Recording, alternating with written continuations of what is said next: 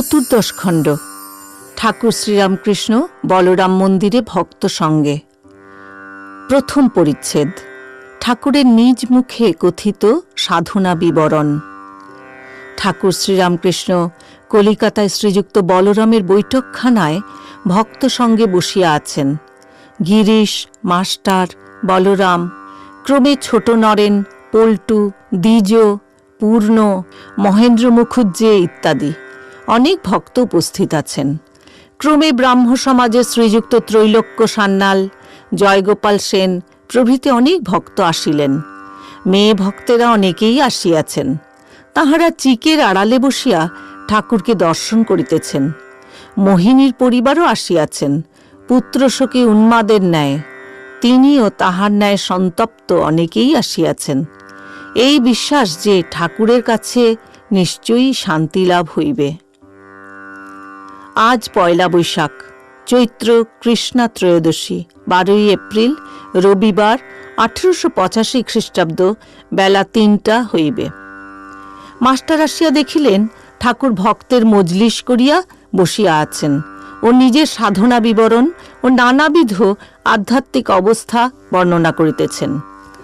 Master আসিয়া ঠাকুরকে ভূমিষ্ঠ হইয়া প্রণাম করিলেন ও তাহার আদেশে তাহার কাছে আসিয়া বসিলেন। শ্রীরামকৃষ্ণ ভক্তদের প্রতি সে সময় অর্থাৎ সাধনার সময়ে ধ্যানে দেখতে পেতাম সত্য সত্য একজন কাছে শূল হাতে করে বসে আছে, ভয় দেখাচ্ছে। যদি ঈশ্বরের পাদপদ্মে মন না রাখি শূলের বাড়ি আমায় মারবে, ঠিক মন না হলে বুক যাবে। কখনো মা এমন অবস্থা করে দিতেন যে নিত্য থেকে মন লীলায় নেমে আসত, আবার কখনো লীলা থেকে নিত্যে মন উঠে যেত। যখন লীলায় মন নেমে আসত কখনো সীতারামকে রাত দিন চিন্তা করতাম, আর সীতারামের রূপ সর্বদা দর্শন হতো। রামলালকে অর্থাৎ রামের অষ্টধাতু নির্মিত ছোট বিগ্রহকে নিয়ে সর্বদা বেড়াতাম। কখনো নাওয়াতাম, কখনো খাওয়াতাম, আবার কখনো রাধাকৃষ্ণের ভাবে থাকতাম, ওই রূপ সর্বদা দর্শন হতো। আবার কখনো গৌরাঙ্গের ভাবে থাকতাম। দুই ভাবের মিলন, পুরুষ ও প্রকৃতি ভাবের মিলন। এই অবস্থায় সর্বদাই গৌরাঙ্গের রূপ দর্শন হতো। আবার অবস্থা বদলে গেল, তখন লীলা ত্যাগ করে নিত্যতে মন উঠে গেল। সজনে তুলসী সব এক বোধ হতে লাগলো। ঈশ্বরীয় রূপ আর ভালো লাগলো না। বললাম, কিন্তু তোমাদের বিচ্ছেদ আছে। তখন তাদের তলায় রাখলাম। ঘরে যত ঈশ্বরীয় পট বা ছবি ছিল সব খুলে ফেললাম। কেবল সেই অখণ্ড সচ্চিদানন্দ, সেই আদি পুরুষকে চিন্তা করতে লাগলাম। নিজে দাসীভাবে রইলুম, পুরুষের দাসী। আমি সব রকম সাধন করেছি। সাধনা 3 প্রকার: সাত্ত্বিক, রাজসিক, তামসিক। সাত্ত্বিক সাধনায় তাঁকে ব্যাকুল হয়ে ডাকে বা তাঁর শুদ্ধ নামটি নিয়ে থাকে, আর কোনো ফলাকাঙ্ক্ষা নাই। রাজসিক সাধনে নানা রকম প্রক্রিয়া, এতবার পুরস্চরণ করতে হবে, এত তীর্থ করতে হবে, পঞ্চতপা করতে হবে, ষোড়শোপচারে পূজা করতে হবে ইত্যাদি। তামসিক সাধন তমগুণ আশ্রয় করে সাধন। জয় কালী, কি তুই দেখা দিবিনি? এই গলায় ছুরি দেব যদি দেখা না দিস। এ সাধনায় শুদ্ধাচার নাই, যেমন তন্ত্রের সাধন। সে অবস্থায় অর্থাৎ সাধনার অবস্থায় অদ্ভুত সব দর্শন হতো। আত্মার রমণ প্রত্যক্ষ দেখলাম। আমার মতো রূপ একজন আমার শরীরের ভিতর প্রবেশ করল, আর ষটপদ্মের প্রত্যেক পদ্মের সঙ্গে রমণ করতে লাগল। ষটপদ্ম মোদিত হয়েছিল।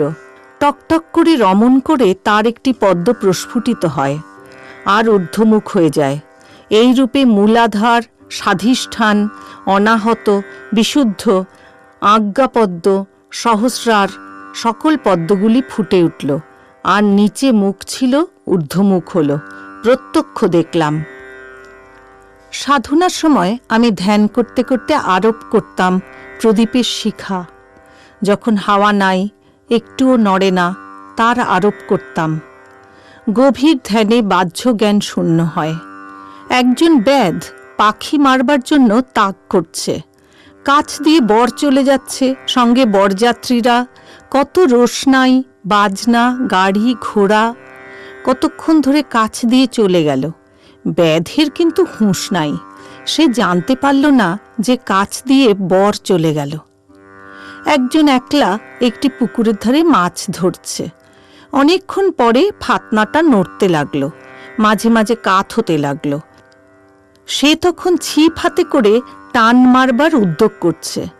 এমন সময় একজন পথিক কাছে এসে জিজ্ঞাসা করছে, মহাশয়, অমুক বাড়ুজ্যেদের বাড়ি কোথায় বলতে পারেন? কোনো উত্তর নাই। এই ব্যক্তি তখন ছিপ হাতে করে টান মারবার উদ্যোগ করছে। পথিক বারবার উচ্চৈঃস্বরে বলতে লাগলো, মহাশয়, অমুক বাড়ুজ্যেদের বাড়ি কোথায় বলতে পারেন? সে ব্যক্তির হুঁশ নাই, তার হাত কাঁপছে, কেবল ফাতনার দিকে দৃষ্টি। তখন পথিক বিরক্ত হয়ে চলে গেল। সে অনেক দূরে চলে গেছে। এমন সময় ফাতনাটা ডুবে গেল, আর ও ব্যক্তি টান মেরে মাছটাকে আড়ায় তুললে। তখন গামছা দিয়ে মুখ পুছে চিৎকার করে পথিককে ডাকছে, ওহে শোনো শোনো। পথিক ফিরতে চায় না। অনেক ডাকাডাকির পর ফিরল। এসে বলছে, কেন মহাশয়, আবার ডাকছো কেন? তখন সে বললে, তুমি আমায় কি বলছিলে? পথিক বললে, তখন অতবার করে জিজ্ঞাসা করলুম, আর এখন বলছো কি বললে? সে বললে, তখন যে ফাতনা ডুবছিল, তাই আমি কিছুই শুনতে পাই নাই। ধ্যানে এইরূপ একাগ্রতা হয়। অন্য কিছু দেখা যায় না, শোনাও যায় না, স্পর্শবোধ পর্যন্ত হয় না। সাপ গায়ের উপর দিয়ে চলে যায়, জানতে পারে না। যে ধ্যান করে সেও বুঝতে পারে না, সাপটাও জানতে পারে না। গভীর ধ্যানে ইন্দ্রিয়ের সব কাজ বন্ধ হয়ে যায়। মন বহির্মুখ থাকে না, যেন বারবাড়িতে কপাট পড়ল। ইন্দ্রিয়ের 5টি বিষয়, রূপ, রস, গন্ধ, স্পর্শ, শব্দ, বাহিরে পড়ে থাকবে। ধ্যানের সময় প্রথম প্রথম ইন্দ্রিয়ের বিষয় সকল সামনে আসে। গভীর ধ্যানে সে সকল আর আসে না, বাহিরে পড়ে থাকে।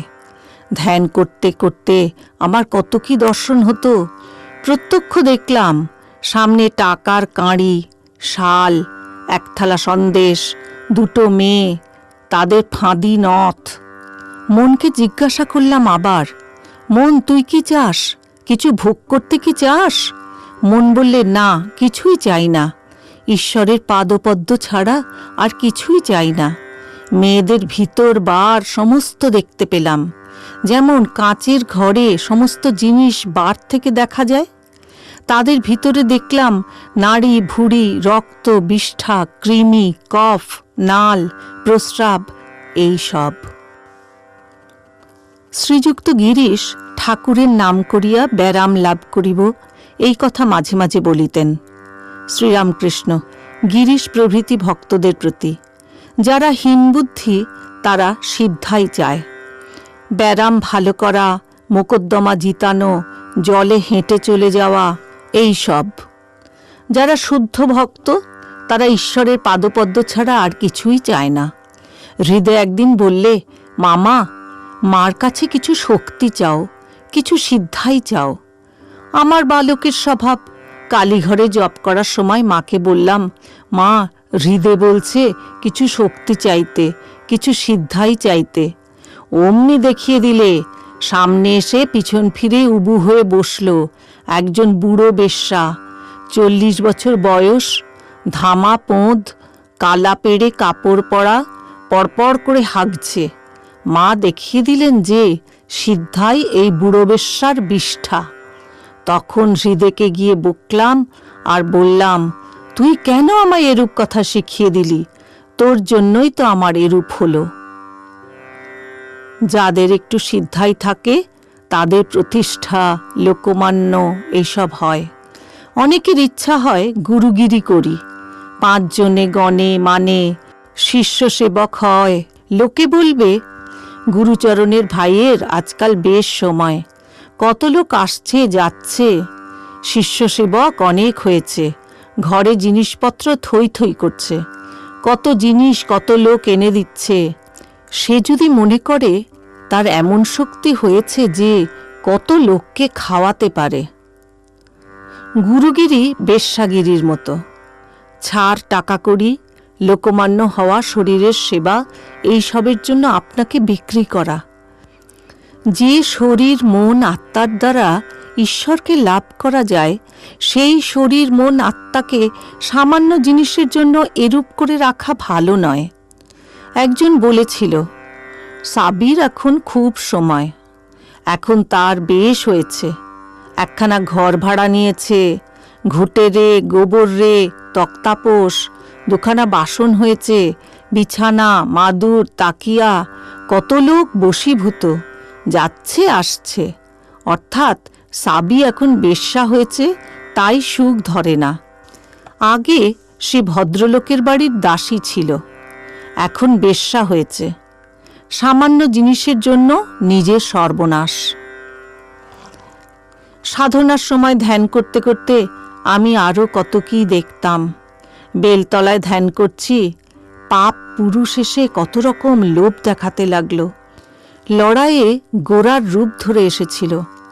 টাকা, মান, রমণ, সুখ, নানা রকম শক্তি এইসব দিতে চাইলে আমি মাকে ডাকতে লাগলাম।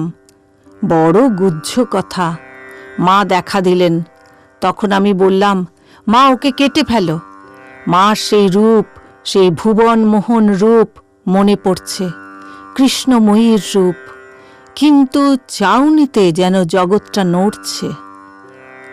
ঠাকুর চুপ করিলেন।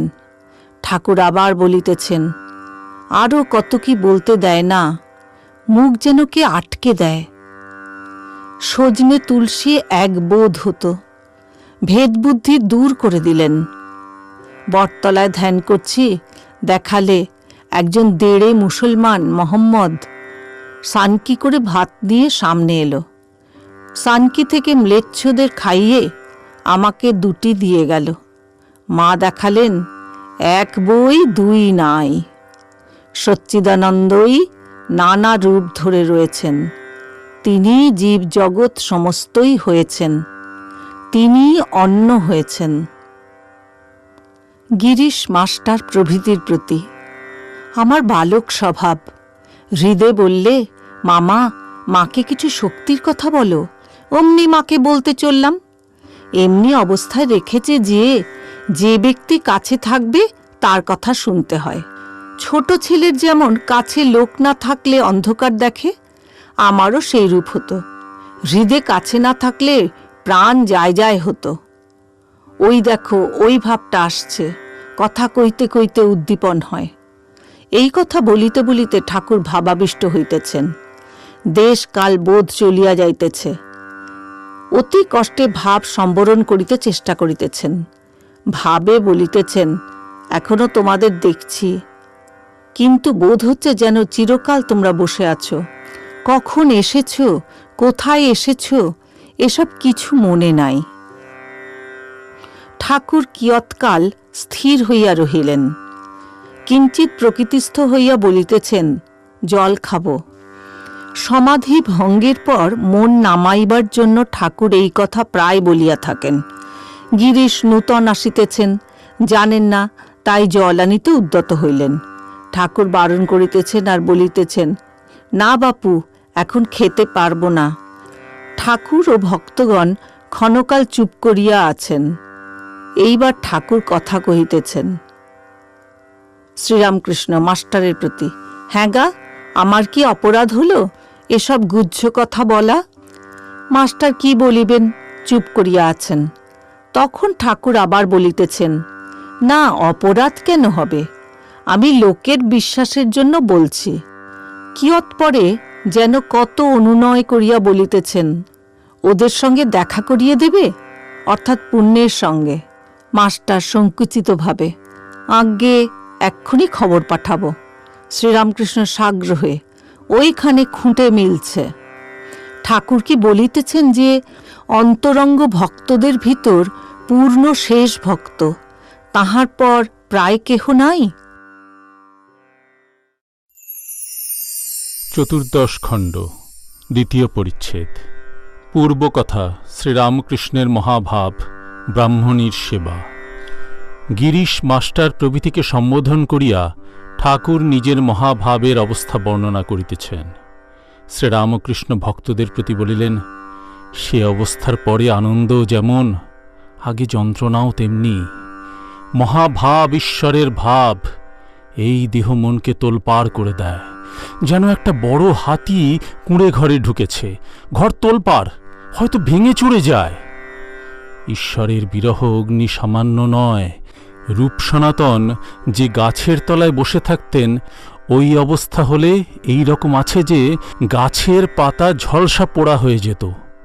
আমি এই অবস্থায় 3 দিন অজ্ঞান হয়েছিলাম, নড়তে চড়তে পারতাম না, এক জায়গায় পড়েছিলাম। হুঁশ হলে বামনি আমায় ধরে স্নান করাতে নিয়ে গেল, কিন্তু হাত দিয়ে গা ছোঁবার জো ছিল না, গা মোটা চাদর দিয়ে ঢাকা। বামনি সেই চাদরের উপর হাত দিয়ে আমায় ধরে নিয়ে গিয়েছিল। গায়ে যেসব মাটি লেগেছিল পুড়ে গেছিল। যখন সেই অবস্থা আসত, শিরদাঁড়ার ভিতর দিয়ে যেন ফাল চালিয়ে যেত। প্রাণ যায় এই করতাম, কিন্তু তারপর খুব আনন্দ। ভক্তেরা এই মহাভাবের অবস্থা বর্ণনা অবাক হইয়া শুনিতেছেন। শ্রীরামকৃষ্ণ গিরিশের প্রতি কহিলেন, এতদূর তোমাদের দরকার নাই, আমার ভাব কেবল নজিরের জন্য। তোমরা 5টা নিয়ে আছো, আমি একটা নিয়ে আছি। আমার ঈশ্বর বই কিছু ভালো লাগে না, তার ইচ্ছে। 1 ডেলে গাছও আছে, আবার 5 ডেলে গাছও আছে। সকলের হাস্য। আমার অবস্থা নজিরের জন্য। তোমরা সংসার করো অনাসক্ত হয়ে, গায়ে কাদা লাগবে কিন্তু ঝেড়ে ফেলবে পাঁকাল মাছের মতো। কলঙ্ক সাগরে সাঁতার দেবে, তবু গায়ে কলঙ্ক লাগবে না। গিরিশ সহাস্যে বলিলেন, আপনারও তো বিয়ে আছে। শ্রীরামকৃষ্ণ সহাস্যে বলিলেন, সংস্কারের জন্য বিয়ে করতে হয়, কিন্তু সংসার আর কেমন করে হবে? গলায় পইতে পরিয়ে দেয়, আবার খুলে খুলে পড়ে যায়, সামলাতে পারি নাই। একমতে আছে সুখদেবের বিয়ে হয়েছিল সংস্কারের জন্য, একটি কন্যাও নাকি হয়েছিল। সকলে হাসিতে লাগিল। কামিনী কাঞ্চনী সংসার ঈশ্বরকে ভুলিয়ে দেয়। গিরিশ বলিলেন, কামিনী কাঞ্চন ছাড়ে কই?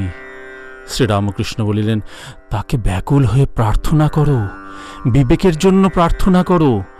ঈশ্বরই সত্য, আর সব অনিত্য, এরই নাম বিবেক। জল ছাঁকা দিয়ে জল ছেঁকে নিতে হয়, ময়লাটা একদিকে পড়ে, ভালো জল একদিকে পড়ে। বিবেকরূপ জল ছাঁকা আরোপ করো, তোমরা তাকে জেনে সংসার করো, এরই নাম বিদ্যার সংসার। দেখো না, মেয়ে মানুষের কি মোহিনী শক্তি! অবিদ্যারূপিণী মেয়েদের পুরুষগুলোকে যেন বোকা অপদার্থ করে রেখে দেয়। যখনই দেখি স্ত্রী পুরুষ একসঙ্গে বসে আছে, তখন বলি, আহা, এরা গেছে। মাস্টারের দিকে তাকাইয়া বলিলেন, হারু, এমন সুন্দর ছেলে, তাকে পেট নিতে পেয়েছে। ওরে হারু কোথা গেল, ওরে হারু কোথা গেল, আর হারু কোথা গেল? সবাই গিয়ে দেখে হারু বটতলায় চুপ করে বসে আছে। সে রূপ নাই, সে তেজ নাই, সে আনন্দ নাই। বটগাছের পেট নিতে হারুকে পেয়েছে। স্ত্রী যদি বলে, যাও তো একবার, অমনি উঠে দাঁড়ায়, বসো তো, অমনি বসে পড়ে। একজন উমেদার বড়বাবুর কাছে আনাগোনা করে হায়রান হয়েছে, কর্ম আর হয় না। অফিসের বড়বাবু, তিনি বলেন, এখন খালি নাই, মাঝে মাঝে এসে দেখা করো। এই রূপে কতকাল কেটে গেল। উমেদার হতাশ হয়ে গেল। সে একজন বন্ধুর কাছে দুঃখ করছে। বন্ধু বললে, তোর যেমন বুদ্ধি, ওটার কাছে আনাগোনা করে পায়ের বাঁধন ছেঁড়া কেন? তুই গোলাপকে ধর, কালই তোর কর্ম হবে। উমেদার বলল, বটে, আমি এক্ষুনি চললুম। গোলাপ বড়বাবুর রাঁড়। উমেদার দেখা করে বললে, মা, তুমি এটা না করলে হবে না, আমি মহা বিপদে পড়েছি। ব্রাহ্মণের ছেলে আর কোথায় যাই? মা, অনেকদিন কর্মকাজ নাই, ছেলেপুলে না খেতে পেয়ে মারা যায়। তুমি একটি কথা বলে দিলেই আমার একটি কাজ হয়। গোলাপ ব্রাহ্মণের ছেলেকে বললে, বাছা, কাকে বললে হয়? আর ভাবতে লাগলো, আহা, ব্রাহ্মণের ছেলে বড় কষ্ট পাচ্ছে। উমেদার বললে, বড়বাবুকে একটি কথা বললে আমার নিশ্চয়ই একটা কর্ম হয়। গোলাপ বললে, আমি আজই বড়বাবুকে বলে ঠিক করে রাখব। তারপর দিন সকালে উমেদারের কাছে একটি লোক গিয়ে উপস্থিত। সে বললে, তুমি আজ থেকেই বড়বাবুর অফিসে বেরোবে।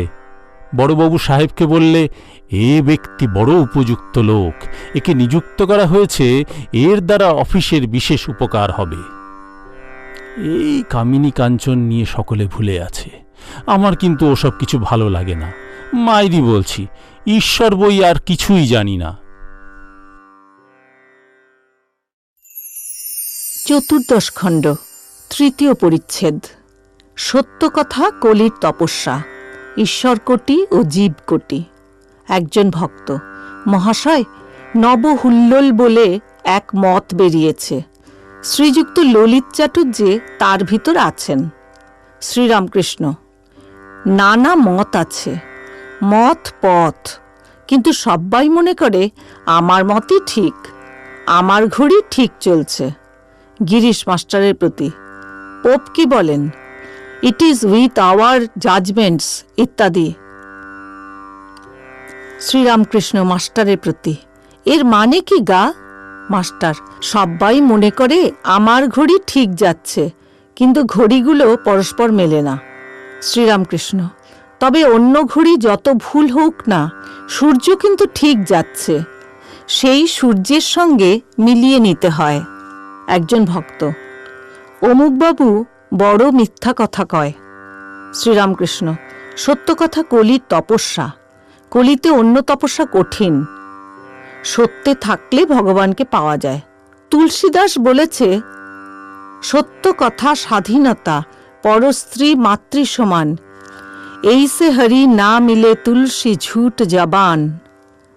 কেশব সেন বাপের ধার মেনেছিল, অন্য লোক হলে কখনো মানত না। একে লেখাপড়া নাই। জোড়াসাঁকোর দেবেন্দ্রের সমাজে গিয়ে দেখলাম কেশব সেন বেদিতে বসে ধ্যান করছে। তখন ছোকরা বয়স। আমি সেজবাবুকে বললাম, যতগুলি ধ্যান করছে, এই ছোকরার ফতা অর্থাৎ ফাতনা ডুবেছে, বড়শির কাছে মাছ এসে ঘুরছে। একজন, তার নাম করব না, সে 10,000 টাকার জন্য আদালতে মিথ্যা কথা কয়েছিল, জিতবে বলে আমাকে দিয়ে মা কালীকে অর্ঘ্য দেওয়ালে। আমি বালক বুদ্ধিতে অর্ঘ্য দিলুম। বলে, বাবা, এই অর্ঘ্যটি মাকে দাও তো। ভক্ত, আচ্ছা লোক। শ্রীরামকৃষ্ণ, কিন্তু এমনি বিশ্বাস আমি দিলেই মা শুনবেন। ললিতবাবুর কথায় ঠাকুর বলিতেছেন, অহংকার কি জায়গা, 2-1 দেখতে পাওয়া যায় না। বলরামের অহংকার নাই, আর এর নাই। অন্য লোক হলে কত টেরি তম হতো, বিদ্যার অহংকার হতো। মোটা বামুনের এখনো একটু একটু আছে। মাস্টারের প্রতি, মহিম চক্রবর্তী অনেক পড়েছে না? মাস্টার, আজ্ঞা হাঁ, অনেক বই পড়েছেন। শ্রীরামকৃষ্ণ সহাস্যে, তার সঙ্গে গিরিশ ঘোষের একবার আলাপ হয়, তাহলে একটু বিচার হয়। গিরিশ সহাস্যে, তিনি বুঝি বলেন সাধনা করলে শ্রীকৃষ্ণের মতো সব্বাই হতে পারে? শ্রীরামকৃষ্ণ, ঠিক তা নয়, তবে আভাসটা ওই রকম। ভক্ত, আজ্ঞা, শ্রীকৃষ্ণের মতো সব্বাই কি হতে পারে? শ্রীরামকৃষ্ণ, অবতার বা অবতারের অংশ, এদের বলে ঈশ্বরকোটি, আর সাধারণ লোকেদের বলে জীব বা জীবকোটি। যারা জীবকোটি, তারা সাধনা করে ঈশ্বর লাভ করতে পারে, তারা সমাধিস্থ হয়ে আর ফেরে না। যারা ঈশ্বরকোটি, তারা যেমন রাজার বেটা, 7 তলার চাবি তাদের হাতে। তারা 7 তলায় উঠে যায়, আবার ইচ্ছামতো নেমে আসতে পারে। জীবকোটি যেমন ছোট কর্মচারী, 7 তলা বাড়ির খানিকটা যেতে পারে, ওই পর্যন্ত। জনক জ্ঞানী, সাধন করে জ্ঞান লাভ করেছিল। সুখদেব জ্ঞানের মূর্তি। গিরিশ, আহা। শ্রীরামকৃষ্ণ, সাধন করে সুখদেবের জ্ঞান লাভ করতে হয় নাই। নারদেরও সুখদেবের মতো ব্রহ্মজ্ঞান ছিল, কিন্তু ভক্তি নিয়েছিলেন লোকশিক্ষার জন্য। প্রহ্লাদ কখনো সৌহহং ভাবে থাকতেন, কখনো দাস ভাবে, সন্তান ভাবে। হনুমানেরও ওই অবস্থা। মনে করলে সকলেরই এই অবস্থা হয় না। কোনো বাঁশের বেশি খোল, কোনো বাঁশের ফুটো ছোট। চতুর্দশ খণ্ড, চতুর্থ পরিচ্ছেদ। কামিনী কাঞ্চন ও তীব্র বৈরাগ্য। একজন ভক্ত বলিলেন, আপনার এসব ভাব নজিরের জন্য, তাহলে আমাদের কি করতে হবে? শ্রীরামকৃষ্ণ, ভগবান লাভ করতে হলে তীব্র বৈরাগ্য দরকার। যা ঈশ্বরের পথে বিরুদ্ধ বলে বোধ হবে তৎক্ষণাৎ ত্যাগ করতে হয়। পরে হবে বলে ফেলে রাখা উচিত নয়। কামিনী কাঞ্চন ঈশ্বরের পথে বিরোধী, ও থেকে মন সরিয়ে নিতে হবে। ঢিমে তেতালা হলে হবে না। একজন গামছা কাঁধে স্নান করতে যাচ্ছে। পরিবার বললে, তুমি কোনো কাজের নও, বয়স বাড়ছে, এখন এসব ত্যাগ করতে পারলে না, আমাকে ছেড়ে তুমি একদিনও থাকতে পারো না, কিন্তু অমুক কেমন ত্যাগী। স্বামী বলিলেন, কেন, সে কি করেছে? পরিবার বলিলেন, তার 16 জন মাগ, সে এক একজন করে তাদের ত্যাগ করছে, তুমি কখনো ত্যাগ করতে পারবে না। স্বামী, এক একজন করে ত্যাগ? ওরে খেপি, সে ত্যাগ করতে পারবে না। যে ত্যাগ করে সে কি একটু একটু করে ত্যাগ করে? পরিবার সহাস্যে বলিলেন, তবু তোমার চেয়ে ভালো। স্বামী, খেপি, তুই বুঝিস না, তার কর্ম নয়, আমি ত্যাগ করতে পারবো। এই দেখ, আমি চললুম। এর নাম তীব্র বৈরাগ্য। যাই বিবেক এলো তৎক্ষণাৎ ত্যাগ করলে। গামছা কাঁধেই চলে গেল, সংসার গোছগাছ করতে এলো না, বাড়ির দিকে একবার পিছন ফিরে চাইলেও না। যে ত্যাগ করবে তার খুব মনের বল চাই, ডাকাত পড়ার ভাব। এই ডাকাতি করবার আগে যেমন ডাকাতরা বলে, মারো, লোটো, কাটো, কি আর তোমরা করবে? তাতে ভক্তি, প্রেম লাভ করে দিন কাটানো। কৃষ্ণের অদর্শনে যশোদা পাগলের ন্যায় শ্রীমতীর কাছে গেলেন। শ্রীমতী তাঁর শোক দেখে আদ্যাশক্তি রূপে দেখা দিলেন। বললেন, মা, আমার কাছে বর নাও। যশোদা বললেন, মা, আর কি লব? তবে এই বলো যেন কায় মনোবাক্যে কৃষ্ণেরই সেবা করতে পারি। এই চক্ষে তার ভক্ত দর্শন, যেখানে যেখানে তার লীলা, এই পা দিয়ে সেখানে যেতে পারি। এই হাতে তার সেবা আর তার ভক্ত সেবা, সব ইন্দ্রিয় যেন তারই কাজ করে। এই কথা বলিতে বলিতে ঠাকুর শ্রীরামকৃষ্ণের আবার ভাবাবেশীর উপক্রম হইতেছে। হঠাৎ আপনা আপনি বলিতেছেন, সংহার মূর্তি কালী না নিত্যকালী? ঠাকুর অতি কষ্টে ভাব সম্বরণ করিলেন। এইবার একটু জল পান করিলেন। যশোদার কথা আবার বলিতে যাইতেছেন। শ্রীযুক্ত মহেন্দ্র মুখুজ্জে আসিয়া উপস্থিত। ইনি ও ইহার কনিষ্ঠ শ্রীযুক্ত প্রিয় মুখুজ্জে ঠাকুরের কাছে নূতন যাওয়া আসা করিতেছেন। মহেন্দ্রের ময়দার কল ও অন্যান্য ব্যবসা আছে। তাহার ভ্রাতা ইঞ্জিনিয়ারের কাজ করিতেন। ইহাদের কাজকর্ম লোকজনে দেখে, নিজেদের খুব অবসর আছে। মহেন্দ্রের বয়স 36-37 হইবে, ভ্রাতার বয়স আন্দাজ 34-35। ইহাদের বাড়ি কেদেটি গ্রামে। কলিকাতা বাগবাজারেও একটি বসত বাটি আছে। তাহাদের সঙ্গে একটি ছোকরা ভক্ত আসা যাওয়া করেন। তাহার নাম হরি। তাহার বিবাহ হইয়াছে, কিন্তু ঠাকুরের উপর বড় ভক্তি। মহেন্দ্র অনেকদিন দক্ষিণেশ্বরে যান নাই, হরিও যান নাই, আজ আসিয়াছেন। মহেন্দ্র গৌরবর্ণ ও সদা হাস্যমুখ, শরীর দোহারা। মহেন্দ্র ভূমিষ্ঠ হইয়া ঠাকুরকে প্রণাম করিলেন, হরিও প্রণাম করিলেন। শ্রীরামকৃষ্ণ বলিলেন, কেন এতদিন দক্ষিণেশ্বরে যাওনি গো? মহেন্দ্র, আজ্ঞা কেঁদেটিতে গিছিলাম, কলকাতায় ছিলাম না। শ্রীরামকৃষ্ণ, কি গো, ছেলেপুলে নাই, কারো চাকরি করতে হয় না, তবুও অবসর নাই, ভালো জ্বালা। ভক্তেরা সকলে চুপ করিয়া আছেন। মহেন্দ্র একটু অপ্রস্তুত। শ্রীরামকৃষ্ণ মহেন্দ্রের প্রতি বলিলেন, তোমায় বলি কেন, তুমি সরল, উদার, তোমার ঈশ্বরে ভক্তি আছে।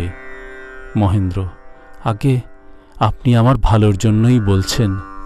শ্রীরামকৃষ্ণ সহাস্যে বলিলেন, আর এখানকার যাত্রায় পেলা দিতে হয় না। যদুর মাতাই বলে, অন্য সাধু কেবল দাও দাও করে, বাবা, তোমার উটি নাই। বিষয় লোকের টাকা খরচ হলে বিরক্ত হয়। এক জায়গায় যাত্রা হচ্ছিল। একজন লোকের বসে শোনবার ভারী ইচ্ছা, কিন্তু সে উঁকি মেরে দেখলে যে আসরে প্যালা পড়ছে। তখন সেখান থেকে আস্তে আস্তে পালিয়ে গেল। আরেক জায়গায় যাত্রা হচ্ছিল, সেই জায়গায় গেল। সন্ধান করে জানতে পারলে যে এখানে কেউ প্যালা দেবে না, ভারী ভিড় হয়েছে। সে দুই হাতে কনুই দিয়ে ভিড় ঠেলে আসরে গিয়ে উপস্থিত। আসরে ভালো করে বসে গোঁপে চাড়া দিয়ে শুনতে লাগল। সকলে হাসিতে লাগিল। আর তোমার তো ছেলেপুলে নাই যে মন অন্যমনস্ক হবে। একজন ডেপুটি, 800 টাকা মাইনে, কেশব সেনের বাড়িতে নববৃন্দাবনে নাটক দেখতে গেছিল। আমিও গেছিলাম, আমার সঙ্গে রাখাল আর কেউ কেউ গেছিল।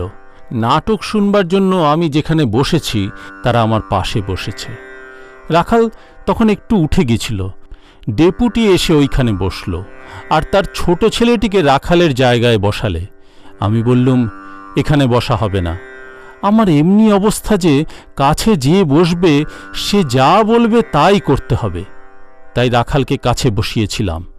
যতক্ষণ নাটক হলো, ডেপুটির কেবল ছেলের সঙ্গে কথা। শালা একবারও কি থিয়েটার দেখলে না? আবার শুনছি নাকি মাগের দাস, ওঠ বললে ওঠে, বস বললে বসে।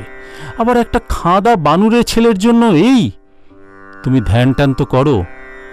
মহেন্দ্র বলিলেন, আগে একটু একটু হয়। শ্রীরামকৃষ্ণ, যাবে এক একবার?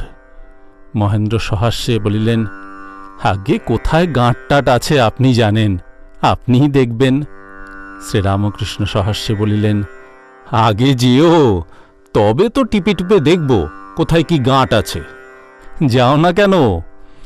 মহেন্দ্র, কাজকর্মের ভিড়ে আসতে পারি না, আবার কেঁদেটির বাড়ি মাঝে মাঝে দেখতে হয়।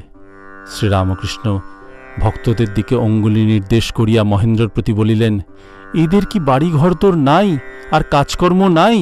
এরা আসে কেমন করে? শ্রীরামকৃষ্ণ হরির প্রতি বলিলেন, তুই কেন আসিস নাই? তোর পরিবার এসেছে বুঝি? হরি, আজ্ঞা না। শ্রীরামকৃষ্ণ, তবে কেন ভুলে গেলি? হরি, আজ্ঞা অসুখ করেছিল। শ্রীরামকৃষ্ণ ভক্তদের বলিলেন, কাহিল হয়ে গেছে, ওর ভক্তি তো কম নয়, ভক্তির চোট দেখে কে? উৎপেতে ভক্তি। ঠাকুর একটি ভক্তের পরিবারকে হাবির মা বলতেন। হাবির মার ভাই আসিয়াছে, কলেজে পড়ে, বয়স আন্দাজ 20। তিনি ব্যাট খেলিতে যাইবেন, গাত্রোত্থান করিলেন। ছোট ভাইও ঠাকুরের ভক্ত, সেই সঙ্গে গমন করিলেন। কিয়ৎক্ষণ পরে দ্বিজ ফিরিয়া আসিলে ঠাকুর বলিলেন, তুই গেলিনি? একজন ভক্ত বলিলেন, উনি গান শুনিবেন, তাই বুঝি ফিরে এলেন। আজ ব্রাহ্মভক্ত শ্রীযুক্ত ত্রৈলোক্যের গান হইবে। পল্টু আসিয়া উপস্থিত। ঠাকুর বলিতেছেন, কে রে? পল্টু যে রে। আরেকটি ছোকরা ভক্ত পূর্ণ আসিয়া উপস্থিত হইলেন। ঠাকুর তাহাকে অনেক কষ্টে ডাকাইয়া আনিয়াছেন। বাড়ির লোকেরা কোনো মতে আসিতে দিবেন না। মাস্টার যে বিদ্যালয়ে পড়ান, সেই বিদ্যালয়ে 5ম শ্রেণীতে এই ছেলেটি পড়েন। ছেলেটি আসিয়া ভূমিষ্ঠ হইয়া প্রণাম করিলেন। ঠাকুর নিজের কাছে তাহাকে বসাইয়া আস্তে আস্তে কথা কহিতেছেন। মাস্টার শুধু কাছে বসিয়া আছেন, অন্যান্য ভক্তরা অন্যমনস্ক হইয়া আছেন। গিরিশ একপাশে বসিয়া কেশব চরিত পড়িতেছেন। শ্রীরামকৃষ্ণ ছোকরা ভক্তটির প্রতি বলিলেন, এখানে এসো। গিরিশ মাস্টারের প্রতি বলিলেন, কে এ ছেলেটি? মাস্টার বিরক্ত হইয়া বলিলেন, ছেলে আর কে?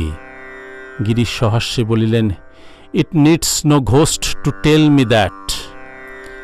মাস্টারের ভয় হইয়াছে, পাছে 5 জনে জানিতে পারিলে ছেলের বাড়িতে গোলযোগ হয় আর তাহার নামে দোষ হয়। ছেলেটির সঙ্গে ঠাকুরও সেই জন্য আস্তে আস্তে কথা কহিতেছেন। শ্রীরামকৃষ্ণ বলিলেন, সেসব করো যা বলে দিছিলাম। ছেলেটি, আজ্ঞা হাঁ। শ্রীরামকৃষ্ণ, স্বপনে কিছু দেখো? আগুন শিখা, মশালের আলো, সধবা মেয়ে, শ্মশান, মশান, এসব দেখা বড় ভালো। ছেলেটি, আপনাকে দেখেছি, বসে আছেন, কি বলছেন? শ্রীরামকৃষ্ণ, কি উপদেশ? কই একটা বলো দেখি। ছেলেটি, মনে নাই। শ্রীরামকৃষ্ণ, তা হোক, ও খুব ভালো, তোমার উন্নতি হবে, আমার উপর তো টান আছে। কিয়ৎক্ষণ পরে ঠাকুর বলিতেছেন, কই সেখানে যাবে না, অর্থাৎ দক্ষিণেশ্বরে। ছেলেটি বলিতেছে, তা বলতে পারি না। শ্রীরামকৃষ্ণ, কেন, সেখানে তোমার আত্মীয় কে আছে না? ছেলেটি, আজ্ঞা হাঁ, কিন্তু সেখানে যাবার সুবিধা হবে না। গিরিশ কেশবচরিত পড়িতেছেন। ব্রাহ্ম সমাজের শ্রীযুক্ত ত্রৈলোক্য শ্রীযুক্ত কেশব সেনের ওই জীবনচরিত লিখিয়াছেন। ওই পুস্তকে লেখা আছে যে পরমহংসদেব আগে সংসারের উপর বড় বিরক্ত ছিলেন, কিন্তু কেশবের সহিত দেখাশোনা হবার পরে তিনি মত বদলাইয়াছেন। এখন পরমহংসদেব বলেন যে সংসারেও ধর্ম হয়। এই কথা পড়িয়া কোনো কোনো ভক্তরা ঠাকুরকে বলিয়াছেন। ভক্তদের ইচ্ছা যে ত্রৈলোক্যের সঙ্গে আজ এই বিষয় লইয়া কথা হয়। ঠাকুরকে বই পড়িয়া ওই সকল কথা শোনানো হইয়াছিল। গিরিশের হাতে বই দেখিয়া ঠাকুর গিরিশ, মাস্টার, রাম ও অন্যান্য ভক্তদের বলিতেছেন, ওরা ওই নিয়ে আছে, তাই সংসার সংসার করছে, কামিনী কাঞ্চনের ভিতর রয়েছে, তাকে লাভ করলে ও কথা বলে না। ঈশ্বরের আনন্দ পেলে সংসার কাক বিষ্ঠা হয়ে যায়। আমি আগে সব ছি করে দিছিলাম, বিষয়সঙ্গত ত্যাগ করলাম, আবার মাঝে ভক্ত সঙ্গফঙ্গও ত্যাগ করেছিলাম, দেখলুম পটপট মরে যায়, আর শুনে ছটফট করি। এখন তবু একটু লোক নিয়ে থাকি। চতুর্দশ খণ্ড, পঞ্চম পরিচ্ছেদ। সংকীর্তনানন্দে ভক্ত সঙ্গে। গিরিশ বাড়ি চলিয়া গেলেন, আবার আসিবেন।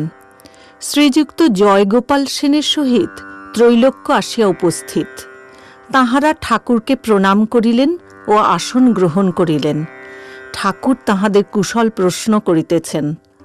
ছোট নরেন আসিয়া ঠাকুরকে ভূমিষ্ঠ হইয়া প্রণাম করিলেন। ঠাকুর বলিলেন, কই তুই শনিবার এলিনি? এইবার ত্রৈলোক্য গান গাইবেন। শ্রীরামকৃষ্ণ, আহা, তুমি আনন্দময়ীর গান সেদিন করলে, কি গান! আর সব লোকের গান আলুনি লাগে। সেদিন নরেন্দ্রের গানও ভালো লাগলো না। সেইটে অমনি অমনি হোক না। ত্রৈলোক্য গাইতেছেন, জয় শচীনন্দন। ঠাকুর মুখ ধুইতে যাইতেছেন। মেয়ে ভক্তেরা চিকের পার্শ্বে ব্যাকুল হইয়া বসিয়া আছেন। তাহাদের কাছে গিয়া একবার দর্শন দিবেন। ত্রৈলোক্যের গান চলিতেছে। ঠাকুর ঘরের মধ্যে ফিরিয়া আসিয়া ত্রৈলোক্যকে বলিতেছেন, একটু আনন্দময়ীর গান।